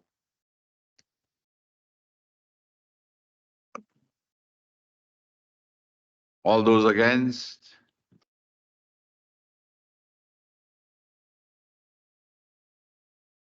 Any abstentions?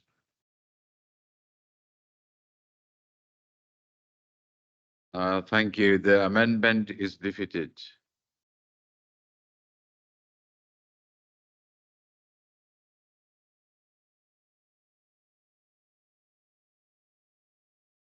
Yeah, thank you. Councillor Rawlinson, do you want to come back on your original motion? No? So we can move to named vote, if that's the case. So we are voting for the motion from the Councillor Rawlinson on the original from Councillor Rawlinson, yeah. Thank you, Mr. Mayor. Councillor Afzal, Councillor Akhtar, Councillor Aldridge, Councillor Atkins, Councillor Bailey, Councillor Bell, Councillor Borrow, Councillor Brown, Councillor Close, Councillor Coupland, Councillor Crowe, Councillor Darby, Councillor Desai, Councillor Duke, Councillor Dwyer, Councillor Green, Councillor Hindle, Councillor Hull, Councillor Iqbal. Councillor Kelly. Councillor Landless. Councillor McMahon. Councillor Meehan. Councillor Middlebrough. Councillor Morgan. Councillor Patel. For. Councillor Potter. Councillor Raisbeck. Councillor Rawlinson. Councillor Rutter. Councillor Saxena. Councillor Shannon. Councillor Thompson. Councillor Walker. Councillor Mr Whittam. Councillor Mrs Whittam. Councillor Wise. Thank you.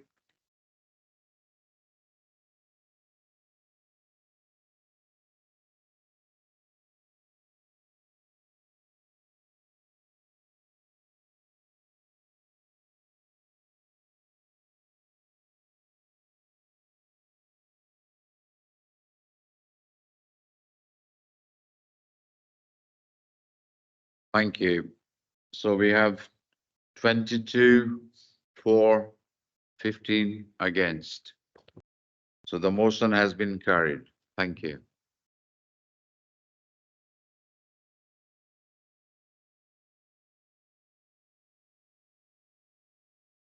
Item number 7, Woodplumpton Neighborhood Development Plan. So item number 7 is a report on the Woodplumpton Neighborhood Development Plan. Councillor Afzal, do you wish to move the report? I do. Thank you, Mr. Mayor. Through the production of neighbourhood development plans, communities can set policies for the development and use of land in their neighbourhoods. A neighbourhood development plan forms part of the local plan and is used in the determination of planning applications for that neighbourhood area. Draft neighbourhood development plans are subject to an independent examination, after which the examiner must recommend that either the proposals are submitted for referendum, modifications are made prior to referendum, or the proposals are refused. Woodplumpton Parish Council applied for the designation of a neighbourhood area to cover the whole of the parish of Woodplumpton. The designation was approved by Preston City Council in September 2017. The Woodplumpton Neighbourhood Plan has been prepared by Woodplumpton Parish Council with support from the City Council.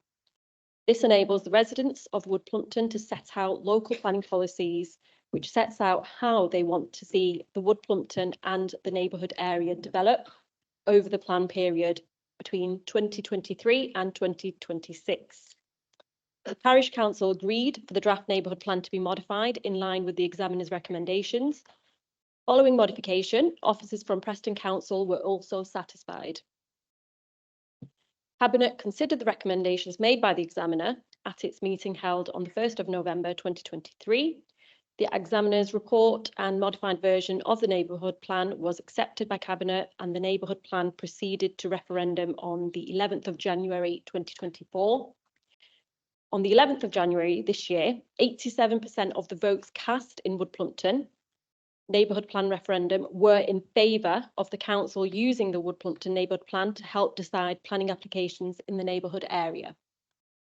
The council now has a legal duty in line with the neighbourhood planning regulations following the positive referendum to bring the plan into legal force and make the plan into Preston's development framework. Therefore, the council is now asked to make the following decisions. 1. Make the Woodplumpton Neighbourhood Development Plan as set out in Appendix A of the report. And 2. Authorise the Director of Development and Housing to publish a decision statement setting out the decision of the council and the reasons for its decision in accordance with the legislative requirements. I would now like to move this to a vote. Thank you. Is that seconded? Thank you, Councillor Brown. Councillor Middlebrough, please. Thank you, Mr. Mayor. And this is brilliant, the neighbourhood plan, and it should be supported. I don't know if anybody's ever been involved in producing a neighbourhood plan, and if so, you'd understand the complexities and the difficulties of going through all the phases to produce a defining document. And it's taken Wood Plumpton Parish Council and everybody well over 5 years to produce this plan, with numerous meetings, continual consultation with residents. And as last month, residents got the opportunity to vote to approve this. Overseen, of course, the result overseen by Adrian and his team, and myself and Councillor Thompson. And it was approved by the residents with an overwhelming majority. And I'd just like to say the success of actually producing that, and huge thanks should go not just to the parish council, but in particular to a lady called Julie Buttle, who was the parish council clerk up until that point, has since retired from that position. I don't think the two things are intrinsically linked. However, what I would like to say is this neighbourhood plan is a great example of democracy in action and effective community engagement, and I think it needs to be supported wholeheartedly. Thank you. Thank you, Councillor Middlesbrough. Is any more questions? If not, yep, Councillor Iqbal. Mr. Chair, Mr. Mayor, just quick comment really. We'd like, Allah certainly like to congratulate Wood Plumpton for producing this plan. Councillor Green, Fishwick and St. Matthews were one of the first ones in the country to produce one of these similar plans, so we understand what you've gone through. Thank you. Thank you. Thank you, Councillor Iqbal. Do you want to come back, Mr. Brown? No, thank you. Are there any amendments? If no further question, can we now vote on this item? All those in favor, please show. Anyone against? Any abstentions? Thank you. Carried. Item number 8 is a report on the provisions of council-owned affordable social housing. Mr. Mayor, a couple of members have approached me about the possibility of a break. We do have members who have health conditions a bit today, so can we take 1 to 2 potentially? Well, yes, we were actually hoping to take that initiative, but if you want to break now, we can have a 15 minutes break now. Yes. So it's just about 3:45. So please, we will be back 4 o'clock. Thank you.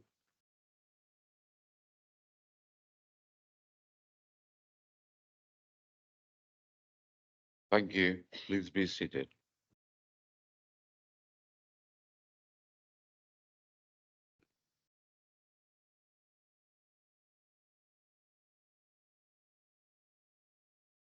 Item number 8 is a report on the provision of council-owned affordable social housing. Councillor Wise, will you report? Thank you, Mr. Mayor. I'm delighted to move item 8 on the provision of council-owned affordable social housing.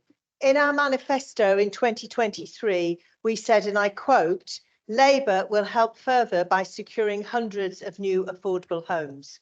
We've already heard from the leader that according to the latest government figures for 22-23, on additional completed affordable dwellings provided by local authority area, there were 519 completed additional affordable dwellings in Preston. As the leader says, we were the highest in Preston, in Lancashire, and the second highest in the Northwest.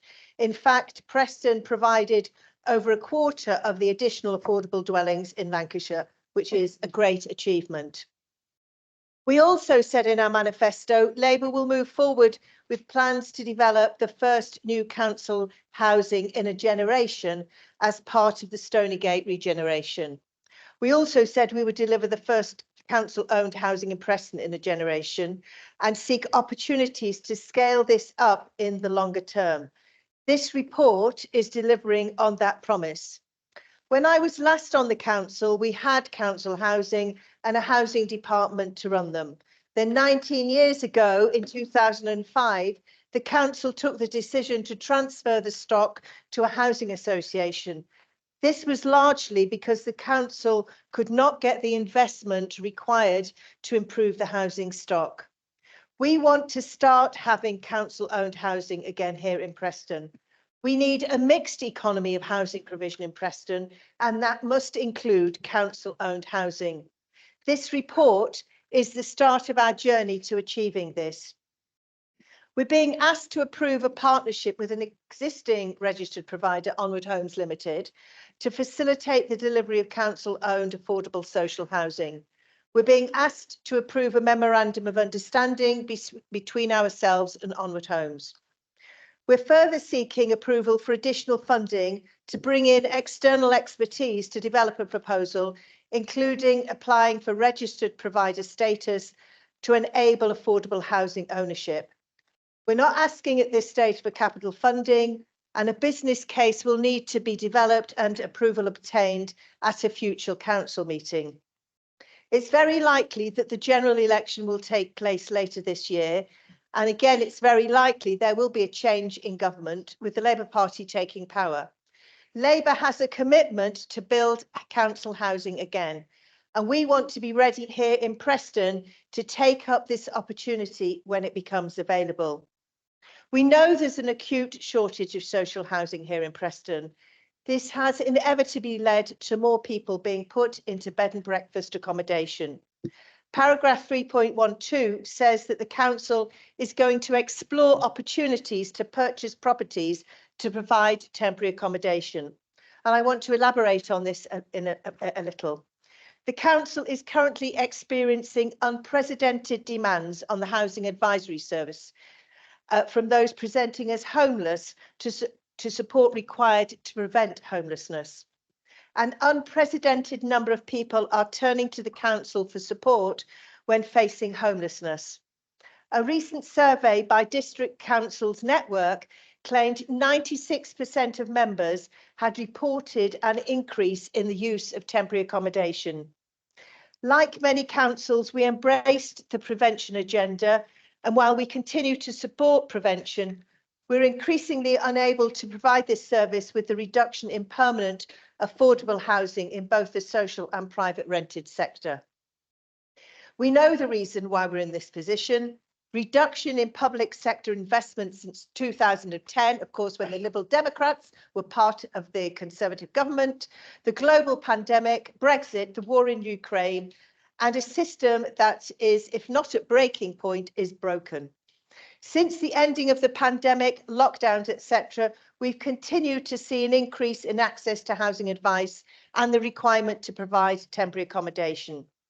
We've seen an increase since 2019 from 80 placements to 195 in 2023. Bed and breakfast is now an average of 26 weeks occupation. The legislation states that households with children should not be placed in bed and breakfast and only in emergency for a maximum of 6 weeks. I know that from my work in domestic abuse, that putting women fleeing domestic abuse in bed and breakfast with their children is not appropriate. Housing benefit can be claimed for placements in temporary accommodation, and the figure was set by the government and is currently capped at £83.08 per week per household. The average cost of a room at a hotel, which can accommodate a single person or a 4-person household, is £450 per week. Therefore, the actual cost to Preston City Council is £366.92. The projected annual spend for the city on this is now over £506,000. We're actively exploring acquiring our own properties to provide better quality, more affordable homes for those in need. The waiting list for those in priority need for a 3-bedroom house is 55 weeks.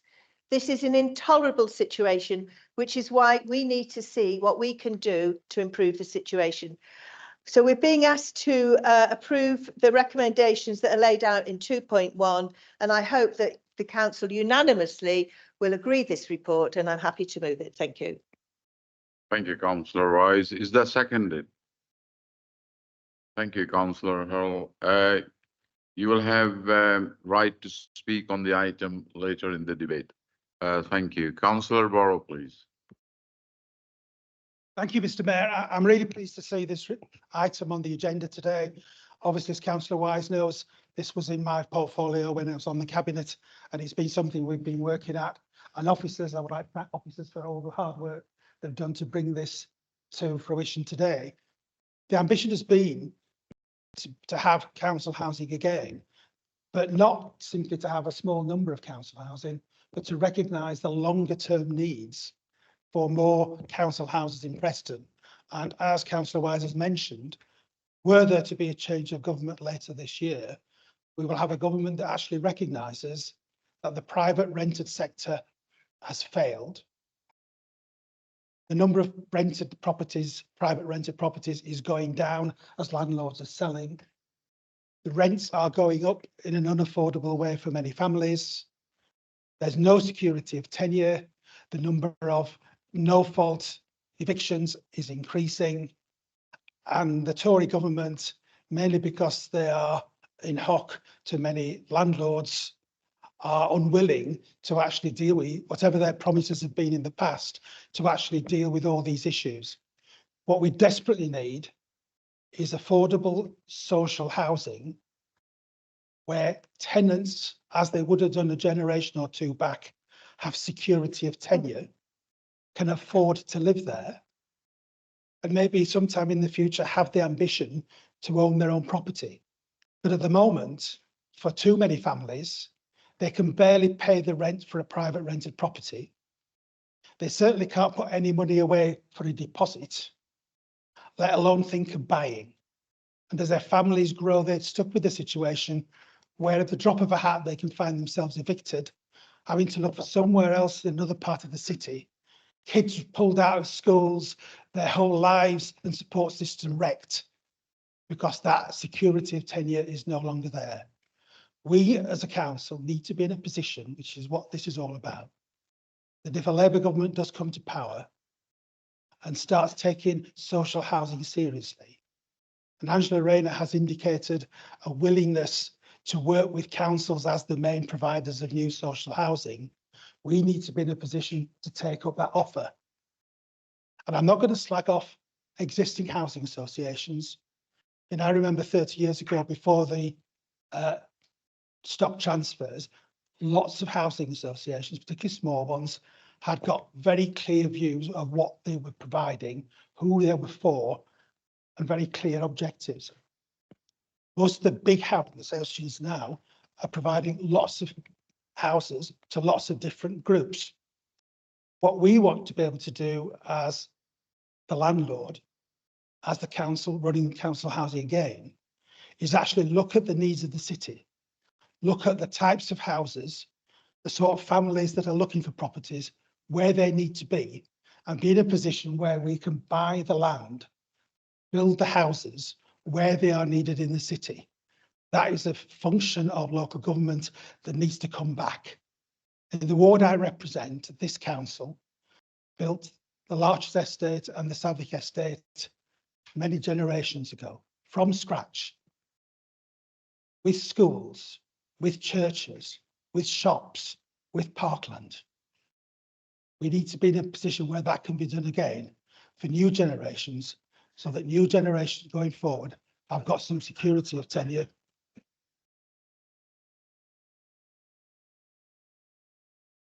Touch of irony there, but we need to get back to a situation where we can do that once again.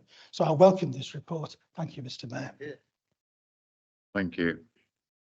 Councillor Brown, please. Mr. Mayor, thank you very much. Delighted this is coming forward. I want to thank Councillor Wise and Councillor Ball previously for the work they've done in the portfolio to bring us to this position.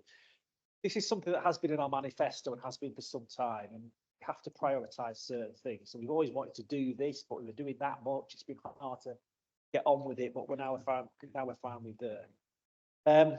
We've got to do this. I remember the pandemic and the debate during the pandemic and how we need to. There was discussions about how we should value our key workers, and one of the ways we can value them is actually giving them decent, affordable social homes to rent.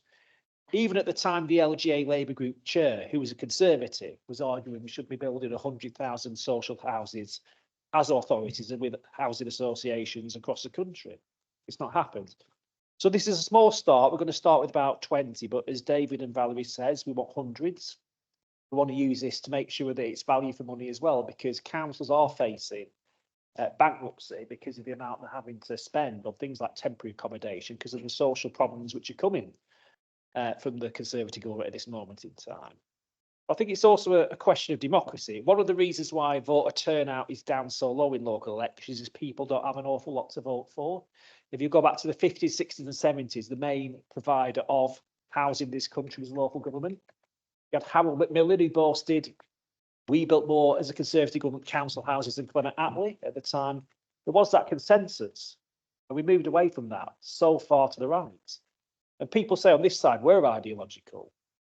We're not. We're actually very common sense and arguably centrist by arguing for these things. It's other parties like yourselves who think that doing things like building council housing, first class council housing for communities isn't something that we should all be doing for people.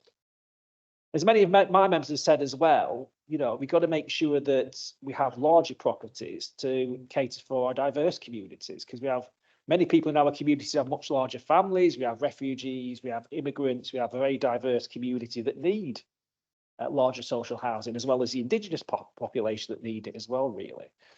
So it's all very positive, and this is on top of many other things we're doing in terms of actually trying to have a really transformative economy, making sure our economy and what we do works for working people who've been left behind for so long. And we're going to do this, we're going to start, and we're going to move forward very passionately and hopefully very radically in terms of delivering numbers that we want. The point David made about registered social landlords, we're not going to exclude them, we're going to continue working with them very positively. Community Gateway, a very good one to mention, but there are one or two others that have become too large, too remote, where you find the chief executive has had their salary doubled without any democratic oversight. If we own the houses, we've got a big say over that, and that won't be happening. So this is what happens when you take away the rights of councils to do things like run buses, provide housing and other things. And that's been the story of the last few decades, and everything we're trying to do with community wealth building in this is trying to bring that democracy back. So we can't do it, we want to do it ourselves. If we can't do it ourselves, we look at cooperative models and other models where people in communities and working people actually have a control over their own future lives and destinies, really. So delighted this is coming forward. I think it's a monumental step forward for the council. Obviously quite ironic, Valerie, you're taking it forward because you've come back and obviously we had a stock when you left, and now we're going to get one back under you. So that's the irony of all of this, but I'm sure you'll do a fantastic job taking this forward. So thank you, Mr. Mayor. Looking forward to the debate in this one. Thank you. Thank you, Councillor Brown. Councillor Hull, you show your hand as a seconder. So if you want to speak now, then you won't be able to come back later. Thank you. Thank you. Councillor Rutter, please. Thank you, Mr. Mayor. I welcome this proposal. Any move towards addressing the problem of social housing for, well, all of our people, your people and our people, is a positive thing. I've read the report and listened. I particularly welcome Councillor Borrow's wisdom, and he began to give me some advice on this the other day at planning, and it is a positive thing. So just a brief comment really about the feasibility that certainly I'll support. Two things really, and then one question for you, Councillor Wise, at the end. I hope that the feasibility does go into a reasonable bit of detail about the pros and cons of all of the options, which are briefly explored in the report, just to make absolutely sure that all of the options have been weighed up, whilst the outcome may well be what you're specifically proposing. It will probably be a positive thing to have a little bit more flesh on the analysis of the alternatives. And I'd also welcome the idea of that being a cross-party discussion.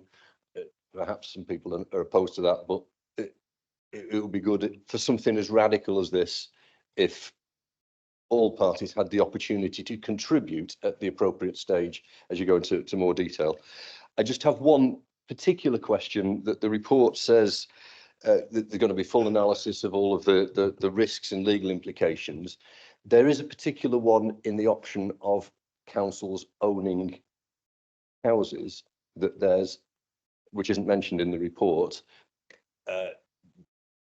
there may be a conflict, and this is one of the reasons that I'd asked that the other options be evaluated. If a local authority is a housing enforcement officer, for example, imposing certain standards on housing quality and safety, and is also the landlord, that's one of the principal reasons that housing associations were invented all those decades ago, and one of the reasons that some of the options still exist in your report. Has that question, have you taken legal advice on that, resolved that? Because that seems to be perhaps one of the biggest challenges to a plan which, in principle, at least at the stage of a detailed feasibility, I'd absolutely support. Thank you, Mr. Mayor. Thank you, Councillor. Councillor Walker, please.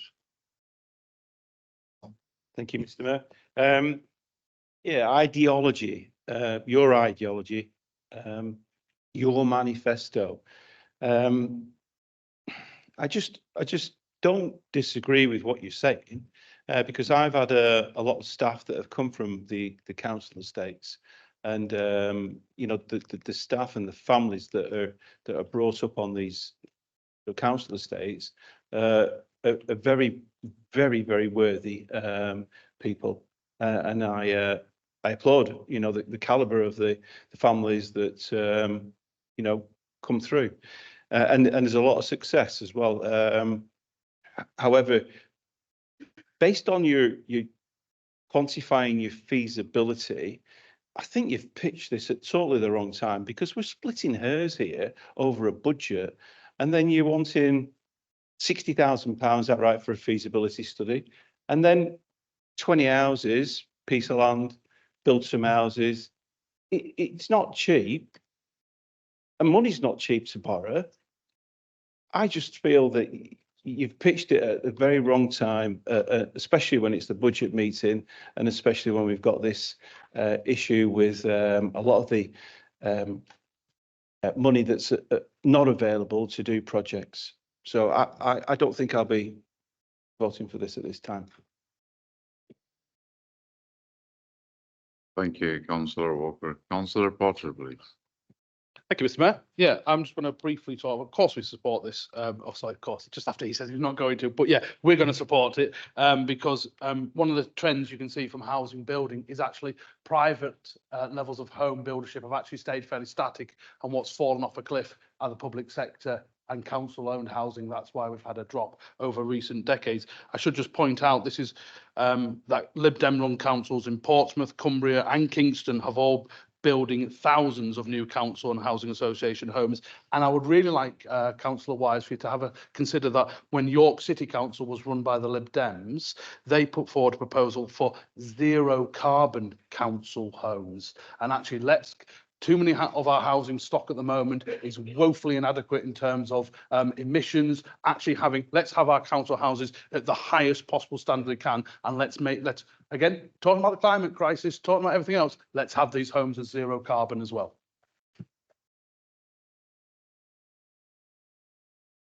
Thank you, Councillor Potter. Councillor Akhtar, please.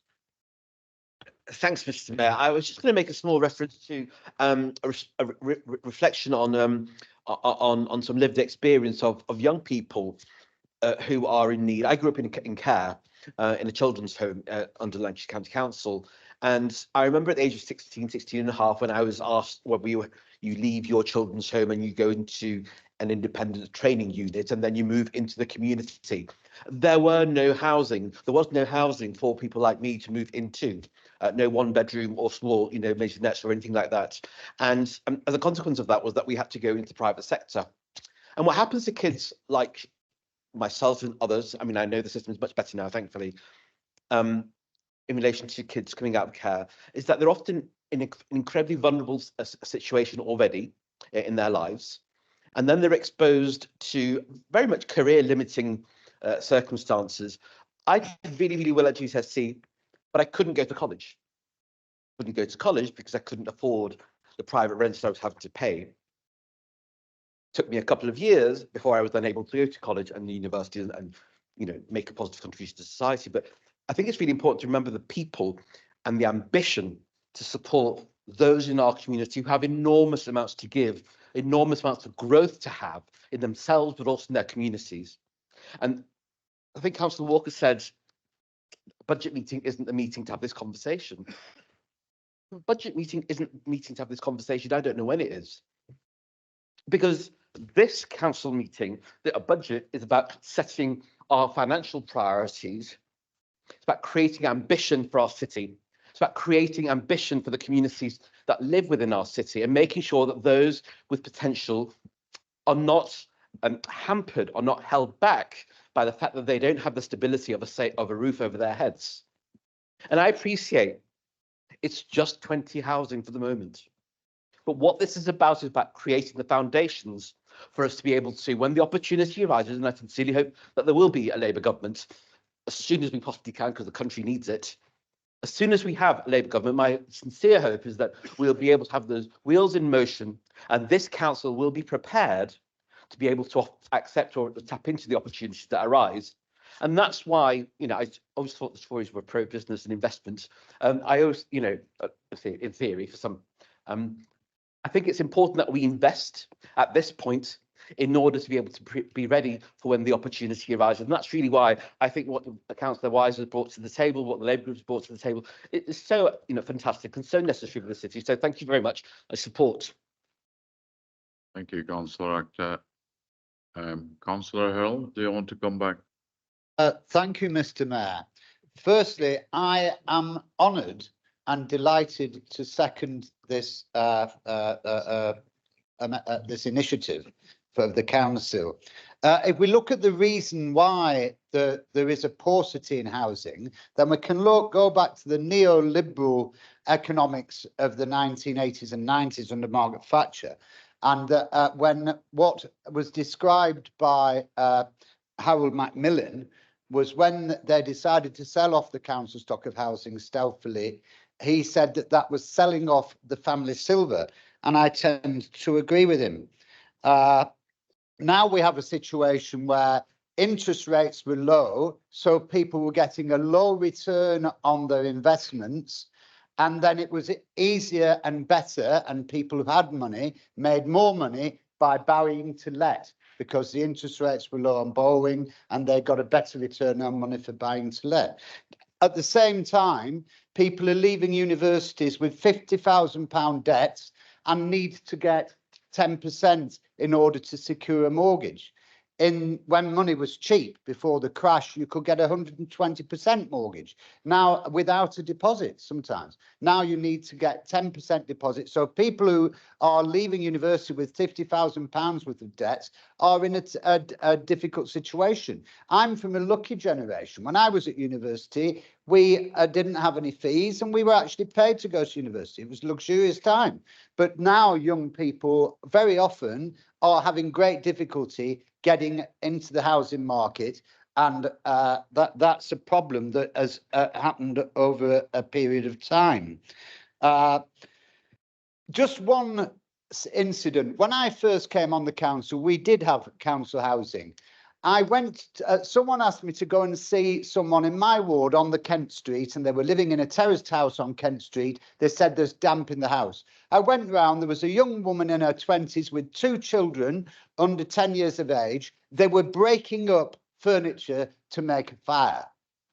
They said there was damp in the kitchen. I went into the kitchen, and this is honest God's truth, there was a brook running through the kitchen. Now, why is this relevant?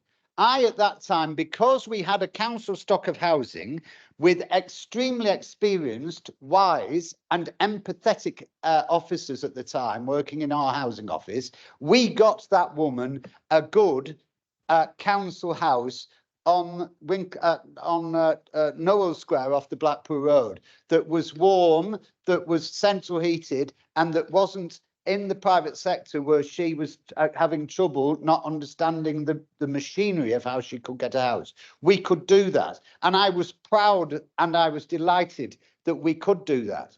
And I think anything that goes towards the problem that we have, and it is outrageous that in one of the richest countries on earth, Mr. Mayor, we have so many homeless people. And it's so easy to go into that. If you have debts, and you have borrowing and mortgages to pay, you're only 2 payments away potentially from losing that. After 3 months, a mortgager can repossess the house and take proceedings to repossess it. We may be fortunate in our position. And of course, some of the Conservative members, Councillor Walker, I find it quite absurd that he's saying that people on council estates are worthy, that you get a lot of staff from council housing. Those are not the sort of terms I'm used to hearing in this chamber. I don't know whether it's speaking like Lord Rosebery or something, you know. Oh, my staff, they're very worthy people.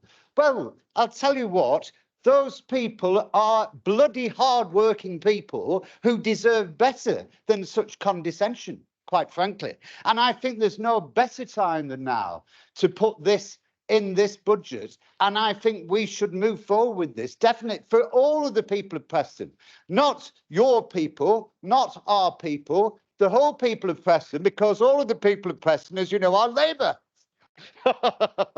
So I urge every member of this chamber, Mrs. Whittam Chamber, I've got it right this time. I urge every member of this chamber to vote for this initiative, and I am delighted and proud to back it. And I am also proud of the work that David's done on it, and I'm proud of the work that ValueWise is doing on it. And we should take this forward because it is the right thing to do, Mr. Mayor. And I urge all of you, if you have a conscience, to vote with it. Thank you so much.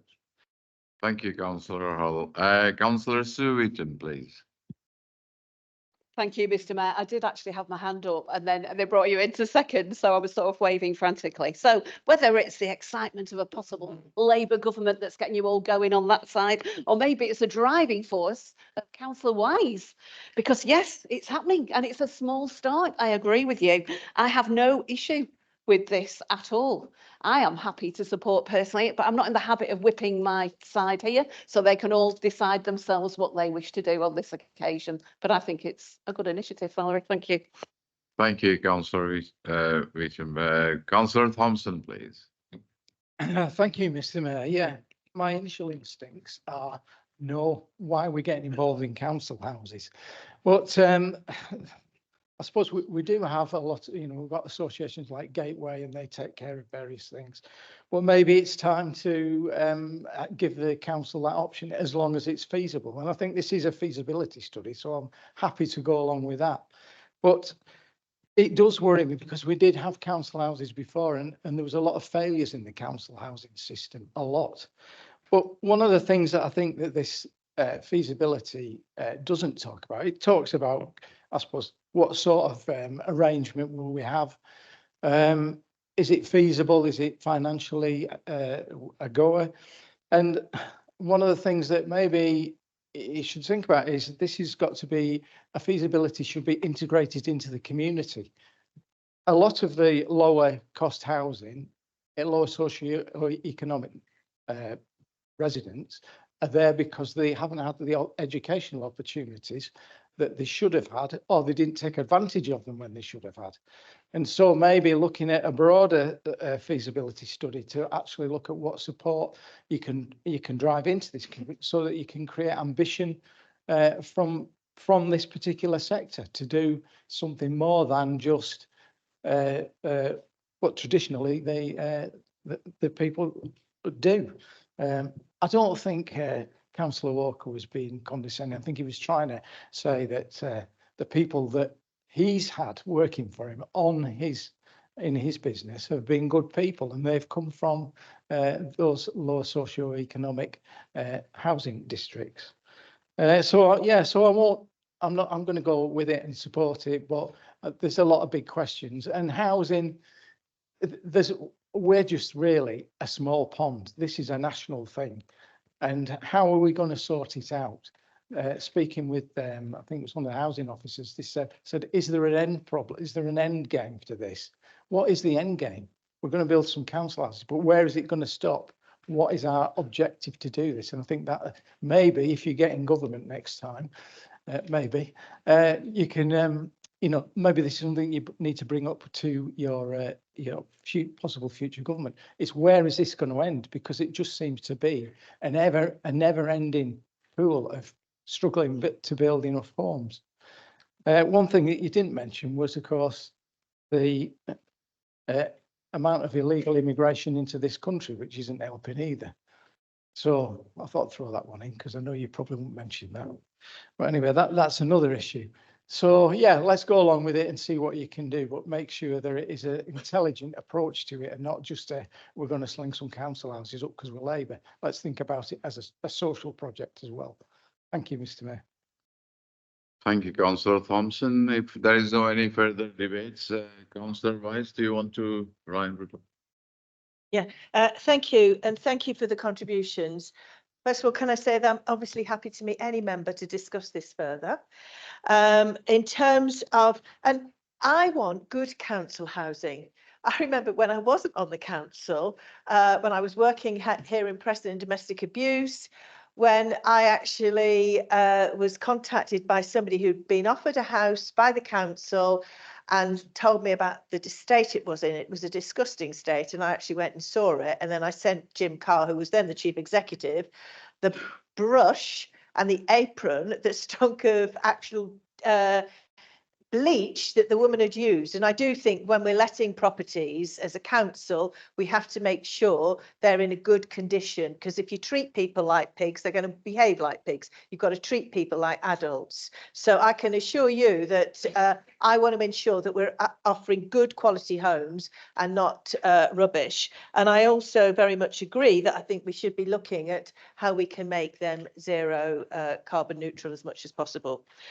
In terms of, is there a conflict of interest, being the landlord and the enforcer? Actually, if you look at paragraph 3.8, there is the regulatory framework that actually shows that certain things have to happen. And of course, that regulatory framework's there for housing associations as well as council houses. It isn't there for private landlords, and that's why I think this is really something that is very, very important. Also, on the point, whatever point it was, 4.23, just a second. Yeah, and again, the rent payable again is governed by the regulator of social housing, and the council would be bound by those standards. That's in 4.2.3. So yeah, it is a start. And so you could think, well, this is a lot of money for 20 houses, but the whole point is this isn't just about 20 houses. This is about us becoming a landlord again in a much larger way. We've heard, obviously, I want to pay credit to my predecessor for the work that he's done and what was said about the different types of houses that are needed in this city so that we can cater for different needs and different types of requirements. So yeah, this is a start, but unless we actually have this feasibility study, and I'm sure we can ensure that the options are fully explained in there so that we can see. And it might be that we choose a different option. The whole point of the feasibility study is that we actually can really see the pros and cons of the different options. We can then see what is the best route for this council to go down. So, and I welcome the support of Councillor Whittam on this, and look forward to working with her to ensure that what we've got is something really, really good for any resident in Preston who requires council accommodation. So thank you. Thank you, Councillor Rice. So if are there any amendments on this report? No. If there is no amendments, can we now vote on this item, please? All those in favor, please show.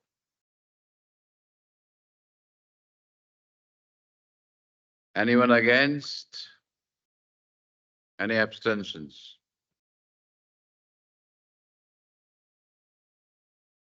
Thank you, it's carried. Item number 9 is a report on the UK Shared Prosperity Fund. Councillor Brown, do you wish to move the report? Yeah, thank you, Mr. Mayor. I'm not going to be too long because it's been a very long day so far. We've got plenty of debate to come, no doubt. So this is the Shared Prosperity Fund programme update. So the report is really where we are with it and what we're doing in terms of shared prosperity funding, but it also has some minor adjustments, which are £50,000 grants to Preston Digital Cooperative to deliver basic skills for those who have none a transfer funding of £69,364 to support economically inactive residents, and a kind of like technical accounting situation where we moved 10,000 from revenue to capital for our tree planting programme, which we referred to earlier. So this obviously is the money that we received when we left the European Union, and we're spending it on many projects. Just a few highlights that we have. We're planting 7,000 trees at Pork Lane Nature Reserve, but there'll be another 3,000 trees planted across 19 other sites that are council-owned in Preston. The process, we're going to consult the councillors and ask which sites they might want to have. There's going to be a new community centre that's reopening, Unity Community Centre, after refurbishment, which will be a volunteering centre in the heart of Preston. We've got new cricket and bowling facilities on Moor Park. 27 households received support and been supported to take up energy efficiency measures through further investment in cosy homes in Lancashire. The cycle hire scheme, this is in here to move forward with that because the initial demographics and topology for such a scheme are positive. So we hope to be able to move forward with a cycle hire scheme for Preston. Then what I'm particularly excited, we're establishing a digital cooperative with the council taking a significant stake. And what that will do is it'll provide free and low cost broadband for residents and devices as well. So there'll be potentially free broadband for the Preston residents will be able to access in the most deprived communities. So we're doing that through the cooperative we're establishing. We're supporting businesses to transition to net zero through our decarbonisation business support programme. And we continue to support young people and those who've been economically excluded with over £1 million to access skills, jobs and employment support, Mr. Mayor. So that's it in a nutshell. Happy to take any questions. And obviously there's a minor adjustments as well, Mr. Mayor, which are at 2.1, 2.2 and 2.3. Some happy to move, Mr. Mayor. Thank you, Councillor Brown. Is that seconded? Thank you, Councillor Wise. Any question on this report? Are there any amendments? Do you want to say anything? Okay, if there is no amendments, no further questions, then can we now vote on this item? All those in favor, please show.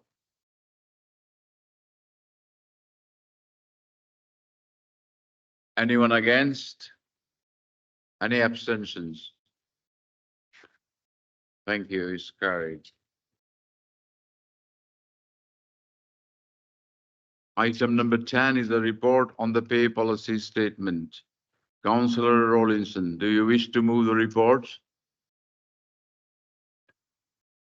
There is an obligation under the Localism Act to publish this information every year, so that's what we're doing. It shows the pay of the senior officers and also the ratio between the highest and lowest paid in the council. I believe the recommendation is something like 20 to 1. It should be lower than that. Ours is less than 5 to 1. If you think about the financial sector, the pay ratio gap there is at least 50 to 1 and in some cases 200 to 1. So I think we're doing very well here, largely because of our living wage policy, which just goes to show how it makes a difference. Is that seconded?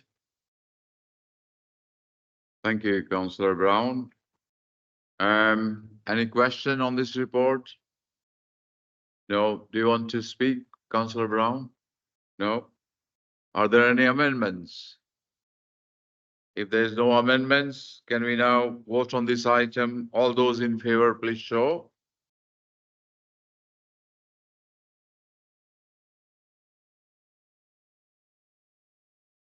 Anyone against? Any abstentions? Thank you, it's carried. Item number 11, Levelling Up Fund, Austin Park business case. Item number 11 is a report on the Levelling Up Fund, Austin Park business case. Please note that an explanatory note has been put on your seats for information on this item. I will now bring in the Chief Executive who needs to provide advice to members, followed by the Assistant Director, City Solicitor, and monitoring officer. Mr. Mayor, I just referenced the earlier advice regarding members of planning committee. Obviously, we expect and we know members will take that into account, and that the monitoring officer will now add a further comment. Thank you, Mr. Mayor. Thank you. Thank you, Mr. Mayor. Councillors will recall making decision on the development of Ashton Park on the 14th of December 2023. That decision was taken in private as the report and the appendices contained financial and commercially sensitive information. Following objections, the Council has decided to resubmit the report outlining the business case for Ashton Park.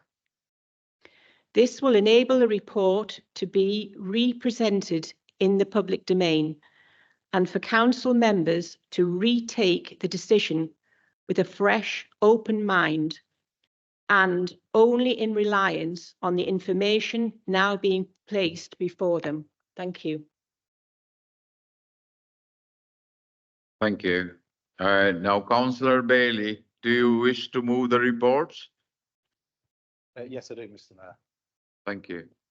So you can speak on it. thank you very much. So over 100 years ago, men across Europe went over to the continental Europe to fight in a war. Right up and down the country, the government asked women to take the vacancies that the men left behind. And that is absolutely the case in Preston. In Preston Engineering Works, Dick Kerr, women filled the roles that the men left when they went to war. And in 1920s, they then created the team, the Dick Kerr Ladies. Now, the Dick Kerr Ladies went on to play 833 games across their 50-year span and winning 790 games and only losing in that 50-year span 28 games. They are regarded as the greatest ever women's football team. Unfortunately, in 1965, they came to an end, but this greatest ever women's football team actually trained on Ashton Park, and this report wants to aim to carry on their legacy. This multi-million-pound investment into Ashton Park will create new footpaths and walkways which will be accessible to all. It will increase biodiversity in the park by planting more trees and more plants. We'll be building a cafe which will help reduce social isolation in the area, and we'll be building a space for community groups to be able to use. We'll also be creating new grass pitches and changing facilities, carry on the legacy of the Dick Kerr Ladies. We'll also be building an all-weather pitch which will allow sports people to be able to play football and other sporting activities all year round, which will help increase their health and also their well-being. As per the report outlines, there is a lack of provision of all-weather pitches across Preston and the nearby area. And obviously this report does address that. And the centrepiece of this report is the community pavilion, which will provide a platform for community groups to be able to use and community social activities to be birthed from right in the local area. Now, this project will be cost neutral. That is the aim. The money generated from the 3G pitch will help pay for the facility and the upkeep. After nearly 14, 15 years of austerity and cuts to local services, we have found a way using this plan to be able to invest right in the heart of our local communities, which don't affect the council's budgets. This is also a beacon of the Preston model as well, using local architects, local construction firms, and also local construction workers to be able to build this project. And not only that, it will also provide good community facilities and good community projects right from the heart of this. This investment will be good for dog walkers and wheelchair users. It'll also be good for people to have a kickabout with their mates. It'll also be good for people who just want to have a brew and a catch up with their friends. And it'll also benefit young people who want to access services from the new facility we're building. It will also benefit the local residents as well, building better community cohesion, reducing antisocial behaviour, and also increasing the enjoyment and community activities from this park. This investment in this report outlines that this project will create a park that everyone in Ashton and wider Preston can enjoy. Thank you, Mr. Mayor. Thank you, Councillor Bailey. Is that seconded? Thank you, Councillor Rollinson. So this report is about the Ashton Park business case. It's great for the government to create these competitions, make themselves look great, throwing large amounts of capital around. But large capital spends tend to create revenue costs, ongoing revenue costs that councils can't afford anymore. So we need reports like this because this will have to pay for itself. But this is not just about Ashton Park. It's about the whole of Preston, because levelling up fund scheme is for projects across the whole of Preston. Ashton Park belongs to everyone in Preston. We don't know that if the amendment that's coming forward is passed, what the government will do if we have to take this out of the scheme. We don't know that. We can't know that because we'd have to go to them and say, we need to change the scheme. So until then, we don't know. The officers don't know either. We also don't know what the other potential funders will think of the scheme without this as well. Liberal Democrats certainly don't know if we don't know. You know, so if anyone here today claims that it'll be okay, then they don't know, just like we don't. We can't know. If, as we've shown earlier, we can't trust what the Liberal Democrats say. So if the Liberal Democrats are your heroes, you've already lost. Now, the whole £24 million scheme is in jeopardy if you pass the amendment, because we don't know. You're risking it, right? And if you do that, you're possibly trading £24 million worth of capital investment in Preston for 2.5% of Ashton Park, which is what we're, you know, which is the contentious part of this. The Conservatives here, especially these Conservative members here, need to think really carefully about this, because we've played your government's game here. I didn't want to put the levelling up fund bid in, but these officers and these members here, they will not pass up. I was sick of playing these Conservative government games and trying to win money off other councils. But we did it, and we've done it to the best of our ability, and we put a quality bid in, and this is where we are. Don't risk losing it all. I'm on board now. You know, I couldn't care less about the bridge, to be honest. But it's important to a lot of people, and we did it. And I've seen a possible picture of the bridge. It looked fantastic, and all the other schemes. 2 million for Waverley Park. I live on the edge of it. It's fantastic. Don't risk it. Don't risk all that money. That's what you're doing if you pass the amendment. That's real. I'm not making it up. We don't know what will happen. It's your government's policy. Levelling up is your government's policy. It's their money. We've managed to win it somehow. We really didn't expect to win it. Only 20% of bids won. Don't risk all this money. Support this scheme. It's a really good scheme. It's much needed by certain people in Preston who need these facilities. Thank you, Councillor Rollinson. Any question on this report? Or Councillor Dwyer, please. Thank you, Mr. Mayor.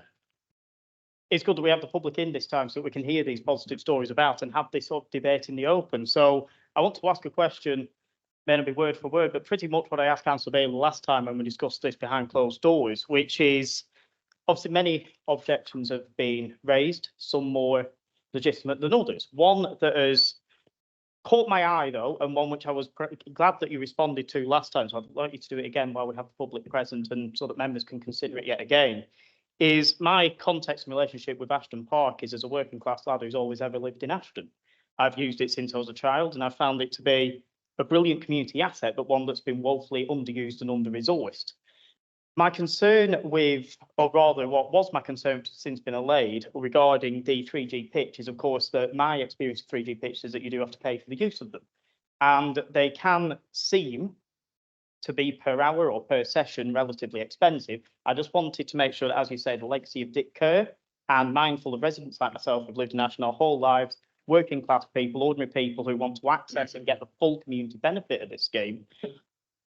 What are the likely charges for an ordinary person to use it, and how will we ensure that all people, all communities, no matter background or financial situation, can access the full social benefit of this scheme? Thank you. Councillor Atkins, please. Thank you, Mr. Mayor. I'm drowning in all this extra detail, and I'm quite confused about some of it. So maybe Councillor Bailey could clarify some of that. Councillor Rawlinson, we're told that we don't know. There's a blizzard of don't knows about what could happen if we change this scheme slightly. But I'm standing here as a backbencher, a lowly backbencher, and I do know the answers to quite a lot of those questions that certainly Councillor Rawlinson was saying he didn't know the answer to, which would actually allay the fears of quite a lot of people in this chamber. Yes, we can change the levelling up scheme as we have it. The levelling up scheme themselves are very helpful to recipients of their money, because they obviously can see into the future, know that there will be sometimes hiccups along the road, bumps along the road, and you need to adjust schemes so that people in the local area can accept them. Because this is the main problem with the Ashton Park scheme, the local area and beyond, thousands really of people, some local, some not, just do not accept this scheme in its entirety. They would be, and I can represent them as well as I can as an individual here, their councillor, they would like nothing to happen on the park. Of course they would. That would make it all go away. But the majority of people will be more than happy to compromise. And they have been offered no compromise. I'd really like to ask Councillor Bailey and maybe Councillor Rawlinson why that really hasn't been put on the table. Because if it had, we wouldn't be here today and I wouldn't be saying these things. I despair, I do really. But I don't despair because actually I've been on the council long enough to honestly say that I do trust the integrity of all the members in this chamber to make the right decision on this. I'm not trying to tell them to make a particular decision, but I just trust that they will make the right one. And in respect of that, I would have to quote the Mayor's chaplain just at the beginning of this meeting, because I thought it was really prescient. It was a wonderful thing he said. And he said that because we have custody of the earth. And he mentioned this in connection with green space. And I thought, well, that's a wonderful thing to say, because that is what this boils down to, really. Ashton Park is a completely unique wild green space. It's the only park in Preston that actually has those qualities left. And I think we need to take our role as custodians of Ashton Park, of this green space, and be really careful about the decision we make here, because if we decide to overdevelop the park, you can't overdevelop it. And it's when things are destroyed on the park, like even the surface of the park, which is part of the deal, that we'll take off a huge amount of topsoil, and which is a carbon danger as well. It's not a carbon danger, it's bound to cause release of carbon, and we're supposed to be dealing with zero carbon initiatives in the council. We can't put it back. Whatever we do to it and interfere with the park's integrity, we cannot put it back when we change our mind or find out we don't think it works. So I'd just like to ask Councillor Bailey if he's taken any of these things into consideration, and whether he thinks the risk is worth the scheme, why we cannot, really mainly, why can't we adjust this scheme? And why have we never had any response to questions and inquiries about doing that? Thank you. Thank you, Councillor Atkins. Councillor Bailey. Councillor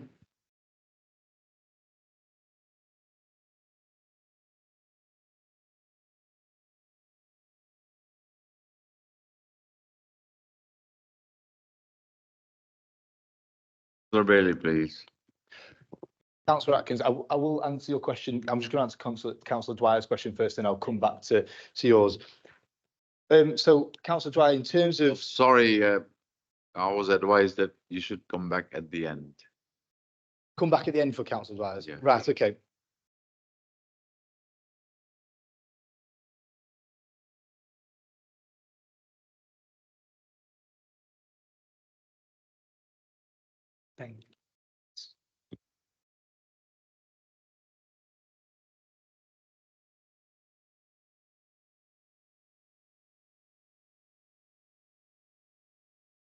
Councillor Borough, please.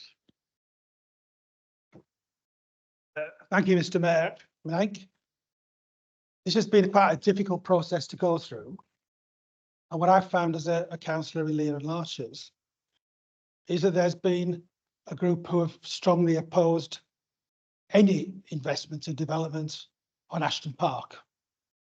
It's not been about we don't want this bit, it's been we don't want anything. And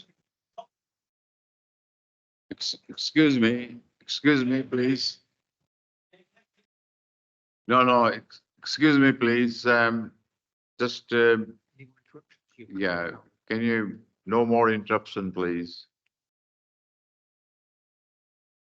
just remind me, Mr. Mayor. Yeah, you have to follow the etiquettes of the chamber. Yeah, you are here to, as just to observe, and, you know, you don't take participation. Just Thank you. remind me, Mr. Mayor, sat behind the clock, led a group of residents to the Lear and Larches surgery in January and subjected councillors, including women on their own, going to that surgery, to swearing and abuse.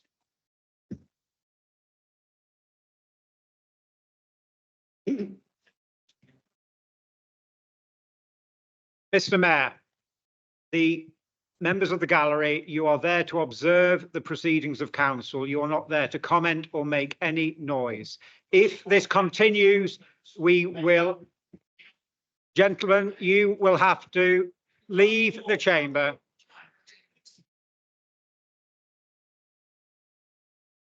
Sir, sit down, please. Otherwise, we will clear the gallery. Yes, you must leave the, you're interrupting the proceedings.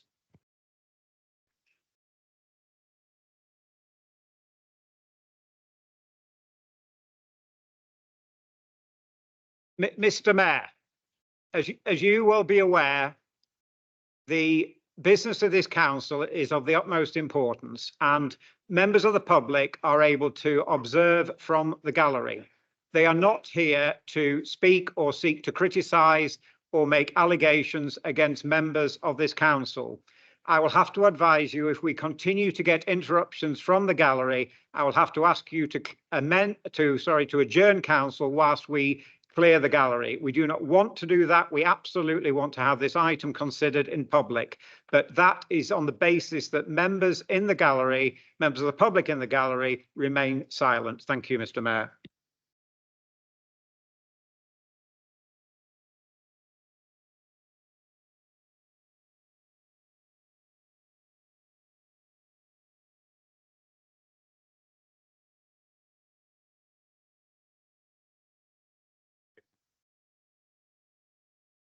Right, I think if you are able to proceed, Mr. Mayor. Well, thank you, Councillor Borough. Can you carry on, please? I think, Mr. Mayor, we've seen what's been going on in terms of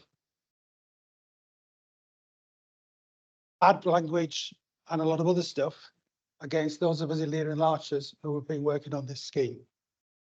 My view is that all the parks in Preston belong to the people of Preston. The success of parks is measured in part by how much they're used.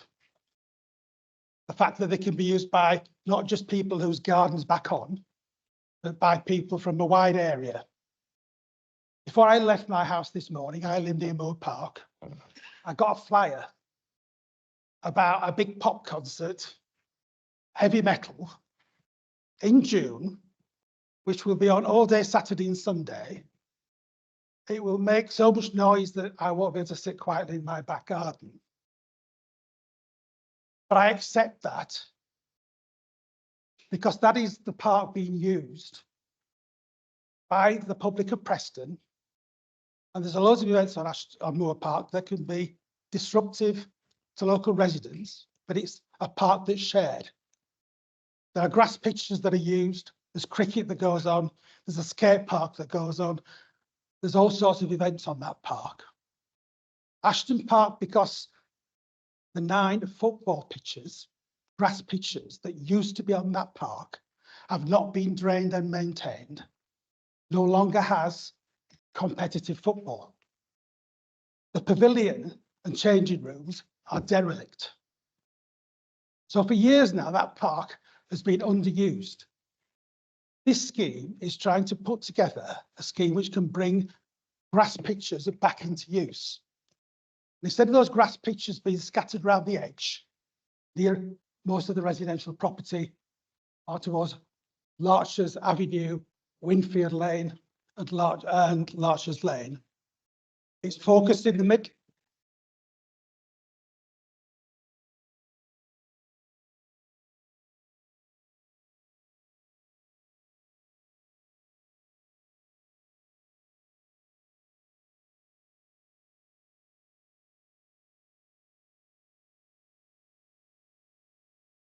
Proposal is to focus half a dozen grass pitches near the middle of the park. 5 of those are junior pitches, together with a new pavilion.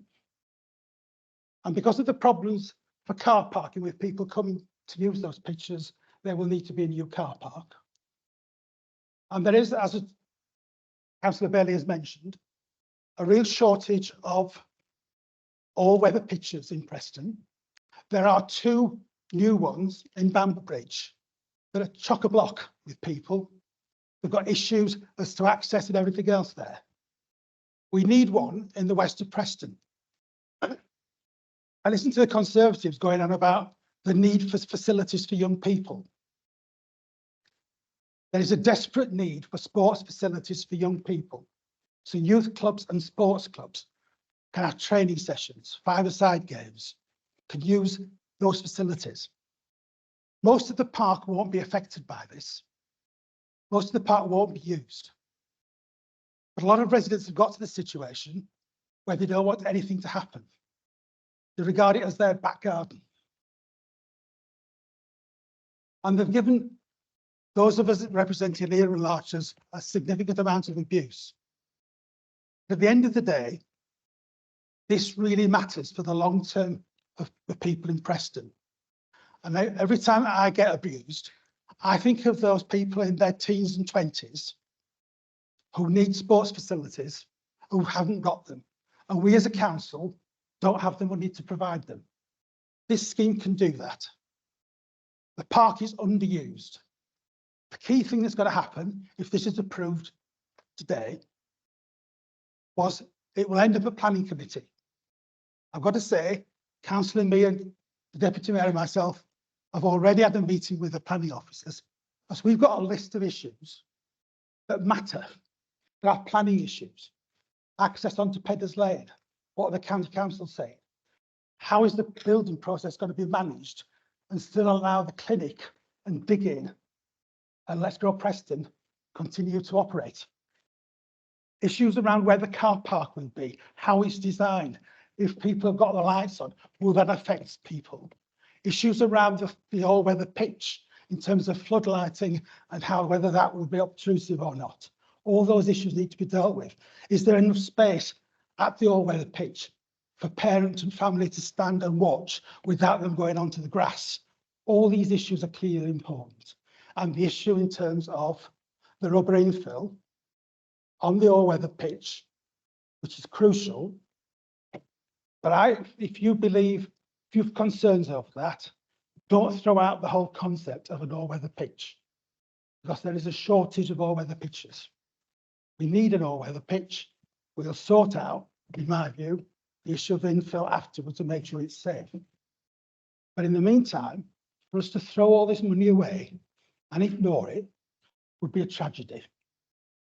You know, I've been around 30 odd years now, and I can remember a group of protesters blocking my driveway at the end of my driveway in the early 90s over an issue.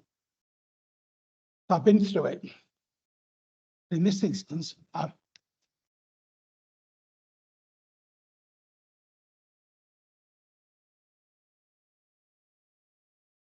Yeah, excuse me, can you please remain silent? Thank you. Yeah. sorry, Mr. Mayor, I've seen this before. I've chaired public meetings. I've taken abuse during the last 30 odd years. Brad, not going to back down on this. This matters. This is important to future generations.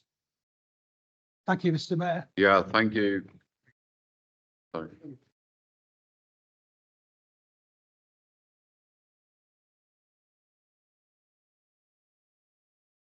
Mr. Mayor, I think we need to remind the gallery again that any further interruptions, anybody who is speaking or has spoken, it is against the procedures of this council. You are here to observe this meeting, and the speaking is done by elected members of this authority who have a democratic mandate to speak.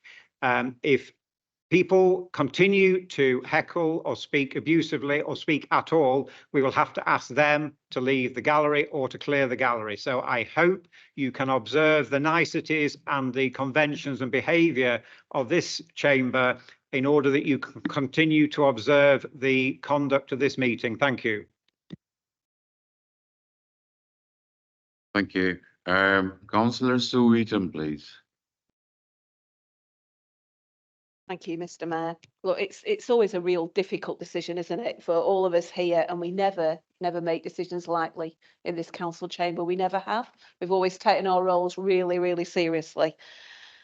If you remember, Freddie, Councillor Bailey, at the meeting last time when it was below the line, obviously, I did ask for it to be referred so we could find a cast iron answer to the changes to the scheme under getting in touch with the Department of Levelling Up. I'm not going to ask for a deferral today. I think we can't carry on going round the houses and waiting. It is really disappointing that we haven't had that answer from the government, but it is obvious without this, the 3G pitch, this scheme is not financially viable. And I think, Councillor Rawlinson, what you were alluding to on the Liberal amendment, it's not just about the grass pitches, it's about the ongoing maintenance, which will cost so much. That doesn't get away from the noise and the parking and all the issues that will come up under planning, as Councillor Borrow has said. I said we can't risk losing that levelling up money. We can't risk it. There is still that risk, and Ashton is part of that plan, but so is the Trambridge and all the other benefits that it would bring to people of Preston. So we're really in an awkward place, really, to be honest with you, because obviously government funding is very important. So I personally will be abstaining because I don't want to risk the money. And equally, I can't see a way forward, but we do have to make some kind of decision today. Thank you, Mr. Mayor. Thank you. Councillor Hull, please. Thank you, Mr. Mayor. I'm very grateful, and I'm grateful for the contributions from all sides of this chamber from elected members. I've been on Preston City Council for over 20 years. When a similar or not quite the same sort of scheme was done on the Moor Park, which was in St George's ward, a ward I represented for 16 years, part of that scheme was to have a conservation area that went from near the North End right round along to the Garseng Road and up to the Blackpool Road at that end. The last thing I did as council member for St George's Ward was have a whole chunk of that conservation taken out of the scheme because the people who I represented in St George's Ward didn't want that part of the area as a conservation scheme. So that's the background in some ways. We have debated this in this chamber and outside this chamber in the town hall because it is a very important issue. The £24 million that we have from the Levelling Up Fund, some of it, of course, will be going to rebuilding the bridge and other developments, including Waverley Park, that has been referred to earlier by members of the chamber.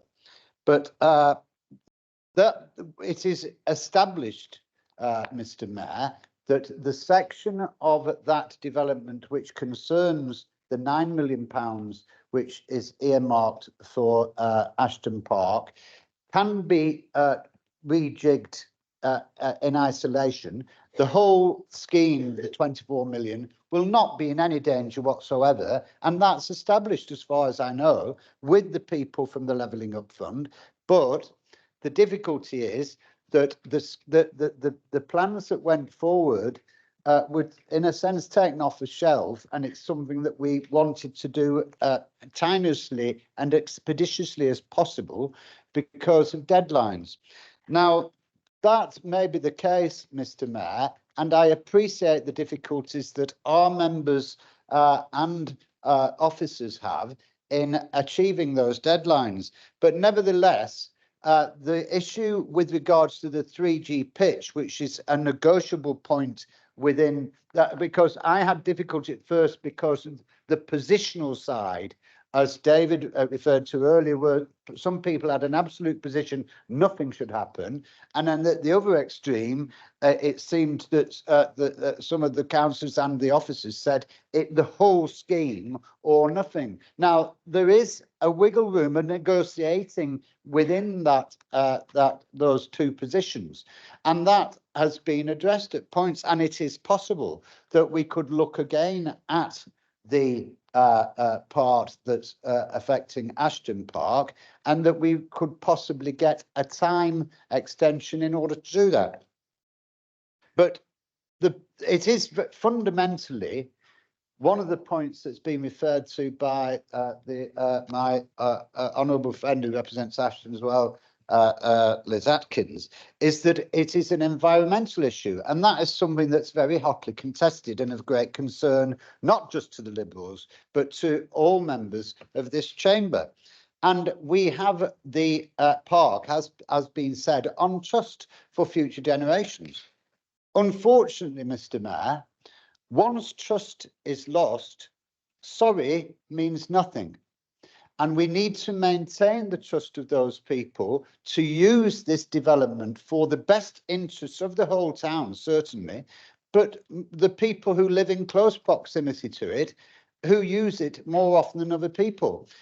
I understand that the football lobby is a strong lobby, and I appreciate and have relatives who have children who play football in the leagues around Preston, for Penwortham Boys, Cadley, all these teams are very well established. And the Sunday League, some of our members playing, Freddie plays in the Sunday League as far as I know, but those people need to have more football grounds. But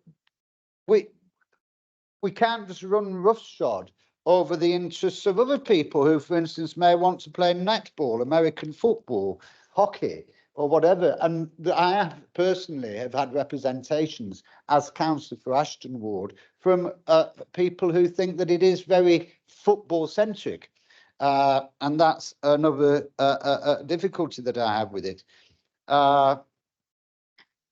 So there is a second option that could be negotiable, and I think we still have framework and times in which to do that.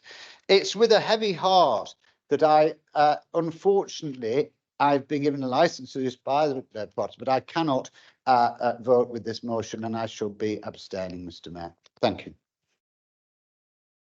Thank you. Councillor Kelly, please. Freddie, you're a dad. I'm a granddad. I just went out and played with my 3-year-old grandson on a concrete play area because there are no places for kids to play, and I'm just wondering if you can comment just how important it is for our kids, and this is what we're doing here, to have a legacy, a place where they can practice sports, where their health, their well-being, and everything else comes into it. Thank you. Councillor Brown, please. Mr. Mayor, thank you. I'm not going to speak for that long, but I just want to reassure everyone that is here observing the Labour Group does take concerns put forward very seriously. We've had an internal debate.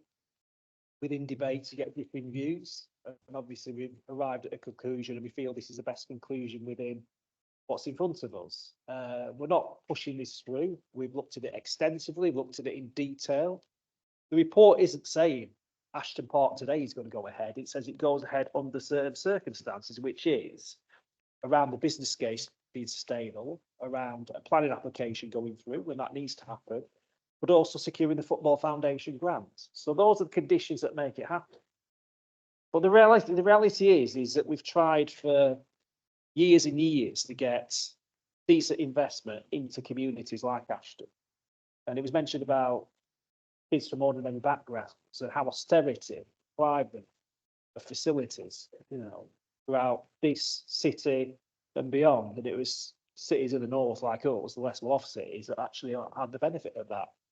Life-changing cuts with sports facilities, leisure facilities, health facilities, childcare centres, facilities like that going. And this is our opportunity to move that forward and do something about it. Now, the reality is obviously one of the most controversial parts of this is the 3G element of the development. So we're going to do everything we can to make sure it is more sustainable, because I know the European Union are passing some legislation around that. We're very concerned about that. We've got a strong environmental agenda, and I do trust Councillor Bailey and others to actually make sure that when it is delivered, that 3G pitch will be as beneficial to the environment as possible. And additionally, what we're missing out is that other parts of the park are going to be included as part of this, really. So obviously, this is a situation where we've had a healthy debate internally and beyond in this chamber, and it's the best we can do. And I do think once it is developed, fears will be alleviated, and it will be a first-class facility for our children in those communities. Because, you know, we've got to think of future generations. We've got to think of making sure that kids have access to these facilities, and we'll make sure we mitigate any concerns from the community and internally going forward, Mr. Mayor. So thank you for listening.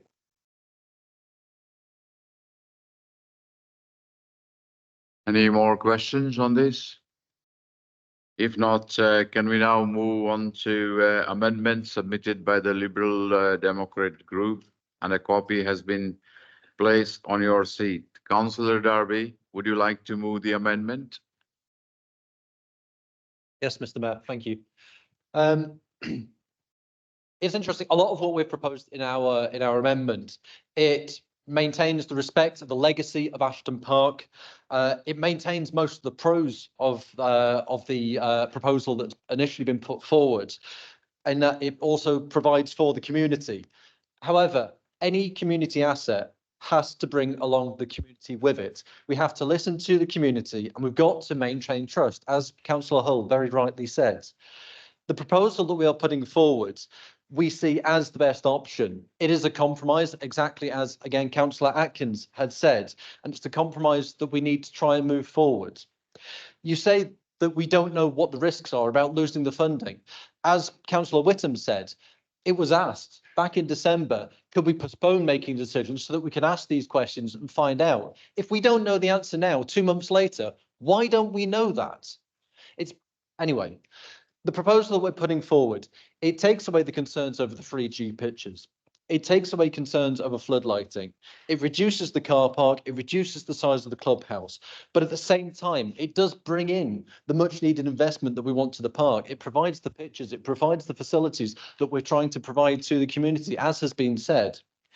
It also resolves the drainage issues that has caused so many problems for Ashton Park and the pitches there that we've already been talking about. It makes those pitches usable for much more, if not all of the year, than most of it. And that's what we're trying to achieve here.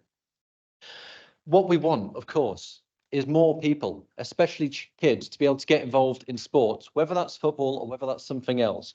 It's good exercise, it's good for physical and mental health, it's team skills, leadership, everything that we want kids to be able to grow up with is what you get from sports. And our proposal, our amendment, provides it just as much as the initial proposal does.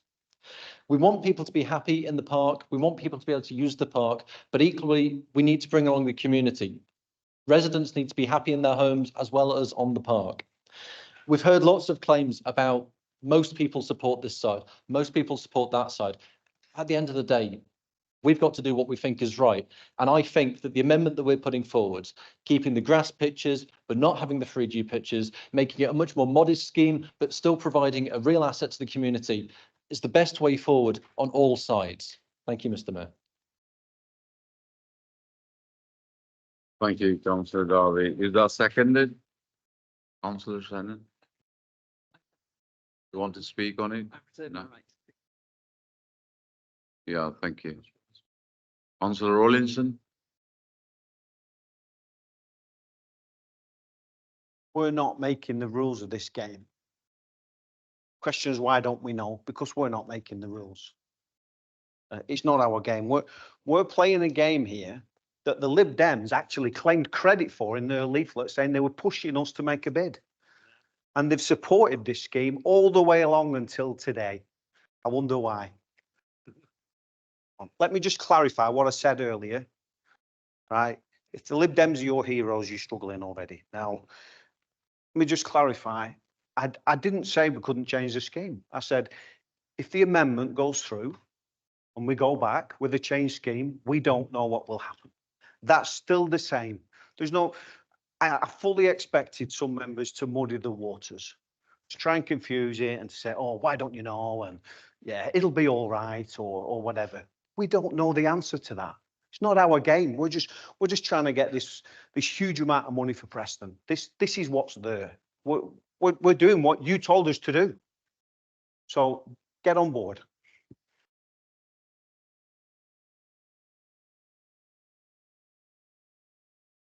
Any speaker? No, you can come back later, Councillor Bailey. If no more speakers, can I bring Councillor Shannon in? Oh, sorry, Councillor Borough, please. I'm not quite clear why the Lib Dems are opposed to the 3G pitch or the all-weather pitch. Is it to do with the surface and the environmental concerns over that? Or are they in principle against an all-weather pitch on Ashton Park? So I hope that when one of them speaks next, they can clarify that particular point.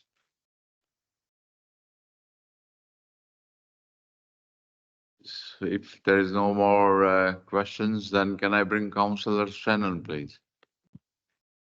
Thank you, Mr. Mayor. I think the issue is we all want an amenity. We all want progress. We all want something that people are going to be happy with. And the issue is that at the moment, there are diverse opinions because of different issues. Environmental impacts to residents, in terms of progress, in terms of what people want. But I think we can honestly say the majority of residents, the majority of councillors want something that is going to provide an amenity and is going to provide progress and is going to provide something of a continuity in terms of the history of that particular site. I do have a personal opinion, if you like. I used to live near Ashton Park. I used to use it a lot. It was a long time ago, but I remember using it. And I remember it being a good amenity at that point in time, but it needs to progress. It does. However, the plan, the proposal is not allowing people to coalesce, to have a cohesive understanding of what is actually going to, be right for everybody. And that's actually where we need to get to. Councillor Atkins, Councillor Hall have both suggested that there is leeway in terms of where we go with this. Councillor Rawlinson has suggested, we don't know. There's an awful lot of we don't knows. Well, we have to go on what we do know. We have to go on something that is going to be cohesive to those communities. And it's not an all or nothing issue. The amendment that we've proposed is a compromise position, yes, but it's something that everybody can get on board with. It's something that everybody can cooperate around. And compromise, yes, but cooperate around, and that's important. That's what we need to do as communities in our areas. That's what we need to do as councillors to be able to actually do things properly for the residents. So I would suggest that as a best solution, that our amendment, that you vote for our amendment. If that's not the case, then I would suggest that you think about that compromise and you think about how we're actually going to move this forward, because at the moment it isn't really moving forward adequately. Thank you. Thank you, Mr. Mayor. Thank you. Thank you, Councillor Shannon. Councillor Bailey, please.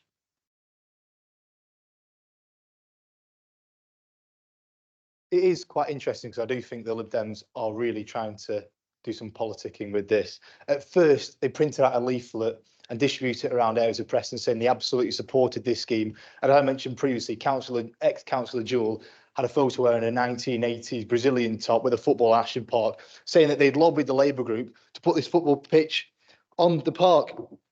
In terms of whether this is a compromise or not, it's not a compromise, what you're suggesting. We are proposing a good project, you're proposing a bad project. And the reason why I cannot support it is because at the end of the day, you don't address the lack of 3G pitches and all-weather pitches across the city.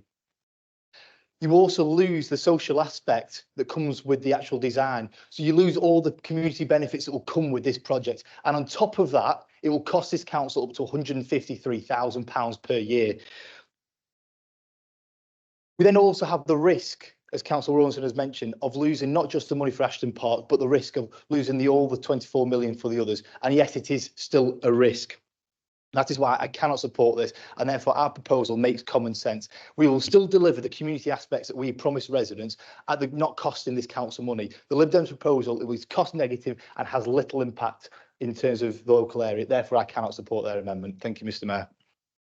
Thank you, Councillor Bailey. Now, can we vote on the amendment submitted by the Liberal Democrat group? All those in favour, please show.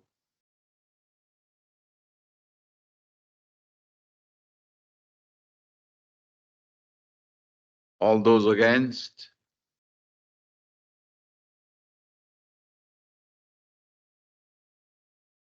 Any abstentions?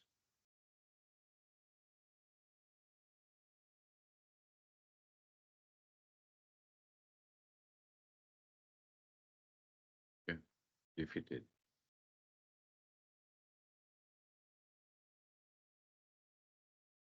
Yeah, thank you. Amendments defeated.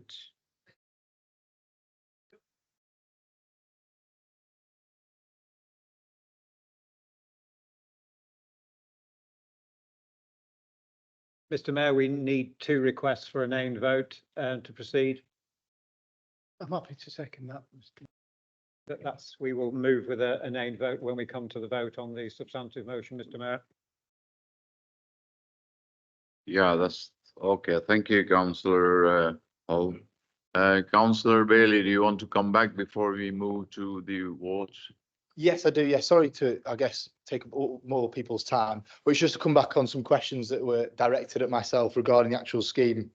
So, Councillor Dwyer's question regarding the usage and financially affecting families in the nearby area. So, obviously, these grass pitches we are going to be draining and recreating, they will be able to be used by anyone across Preston any time of year, free of charge. The actual 3G football pitches, I don't think there's been a lot of misinformation on social media and the internet regarding the pricing of 3G pitches. Now, most of the time when people hire 3G pitches, it is paid for by the actual clubs, the football clubs.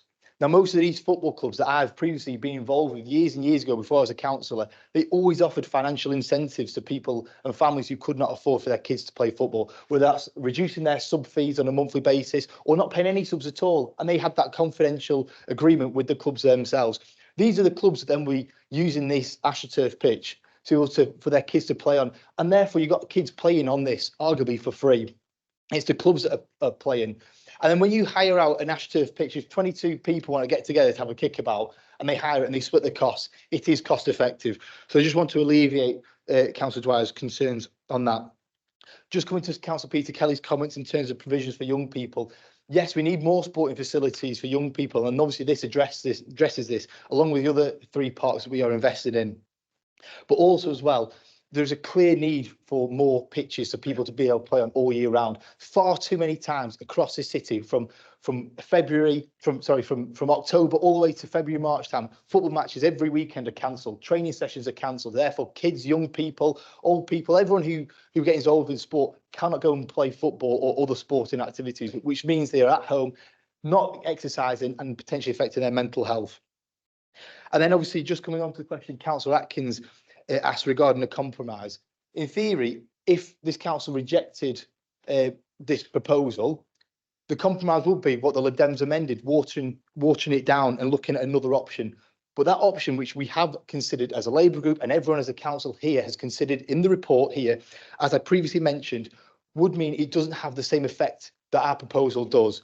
It still doesn't mean it doesn't address the needs for young people and people right across the city to have a place where they can exercise. And also key, it doesn't actually affect the effects of austerity that we are trying to do and trying to invest in our communities at a cost-effective point of view. Therefore, we have looked at that. And in terms of overdevelopment, I was led to believe that many, many years ago in Haslam Park, there was a swimming pool that I did not know about. And apparently, there's still no remnants of it there because once that park's evolved, and obviously when that outdoor swimming pool is no longer needed, the park changes its use. So we have looked at all the other options, and at this moment in time, this is absolutely a good scheme, and we will deliver on it. We'll make sure that we invest in the communities, the direct communities, and I can guarantee this will be a good scheme once it's been produced. Thank you, Mr. Mayor. Thank you. Now we will vote on the original motion, named votes. Thank you. Thank you, Mr. Mayor. Councillor Afzal, Councillor Akhtar, Councillor Aldridge, Councillor Atkins, Against. Councillor Bailey, Councillor Borrow, Councillor Brown, Councillor Close, Councillor Coupland, Councillor Crowe, Councillor Darby, Councillor Desai, Councillor Duke, Councillor Dwyer, Councillor Green, Councillor Hindle, Councillor Hull, Councillor Iqbal, Councillor Kelly, Councillor McMahon, Councillor Middlebrough, Councillor Morgan, Councillor Patel, For. Councillor Potter, Councillor Raisbeck, Councillor Rawlinson, Councillor Rutter, Councillor Shannon, Councillor Thompson. Your vote, Councillor. Councillor Walker, Councillor Mr. Whittam, Councillor Mrs. Whittam, Councillor Wise. Can I just check, have I missed any members?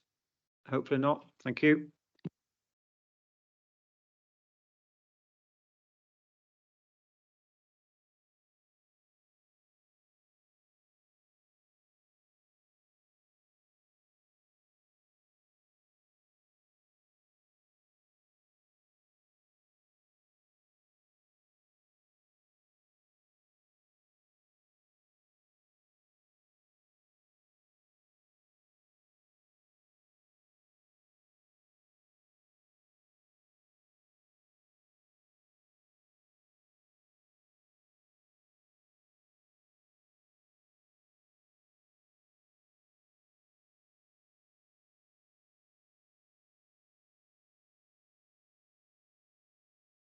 Yeah, so regarding the original motion, in favor, 18, against, 9, abstain, 6. Therefore, the original motion is carried. Thank you.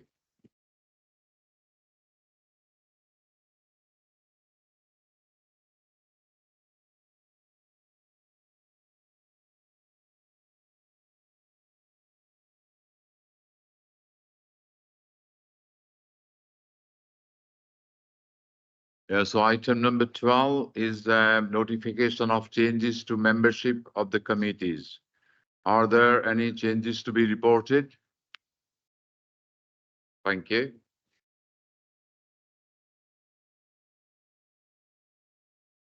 Item number 13 is a leader's report. Councillor Brown, do you wish to speak on this item?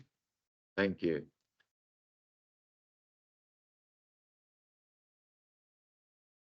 Item number 14 is a special urgency decision, but there are none to report to this meeting.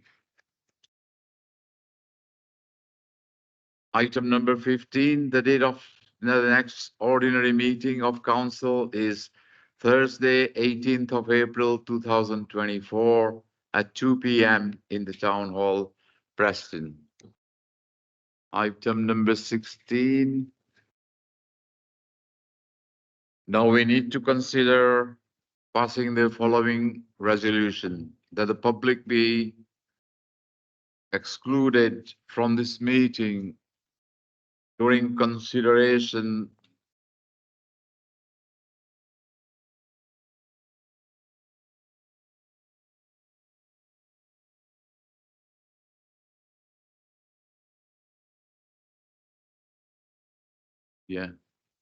that the public be excluded from this meeting during consideration of the following item of business on the grounds that there is likely to be a disclosure of exempt information which is described in the paragraph of Schedule 12A to the Local Government Act 1972, which is specified against the heading to the item, and that in all the circumstances of the case, the public interest in maintaining the exemption outweigh the public interest in disclosing it.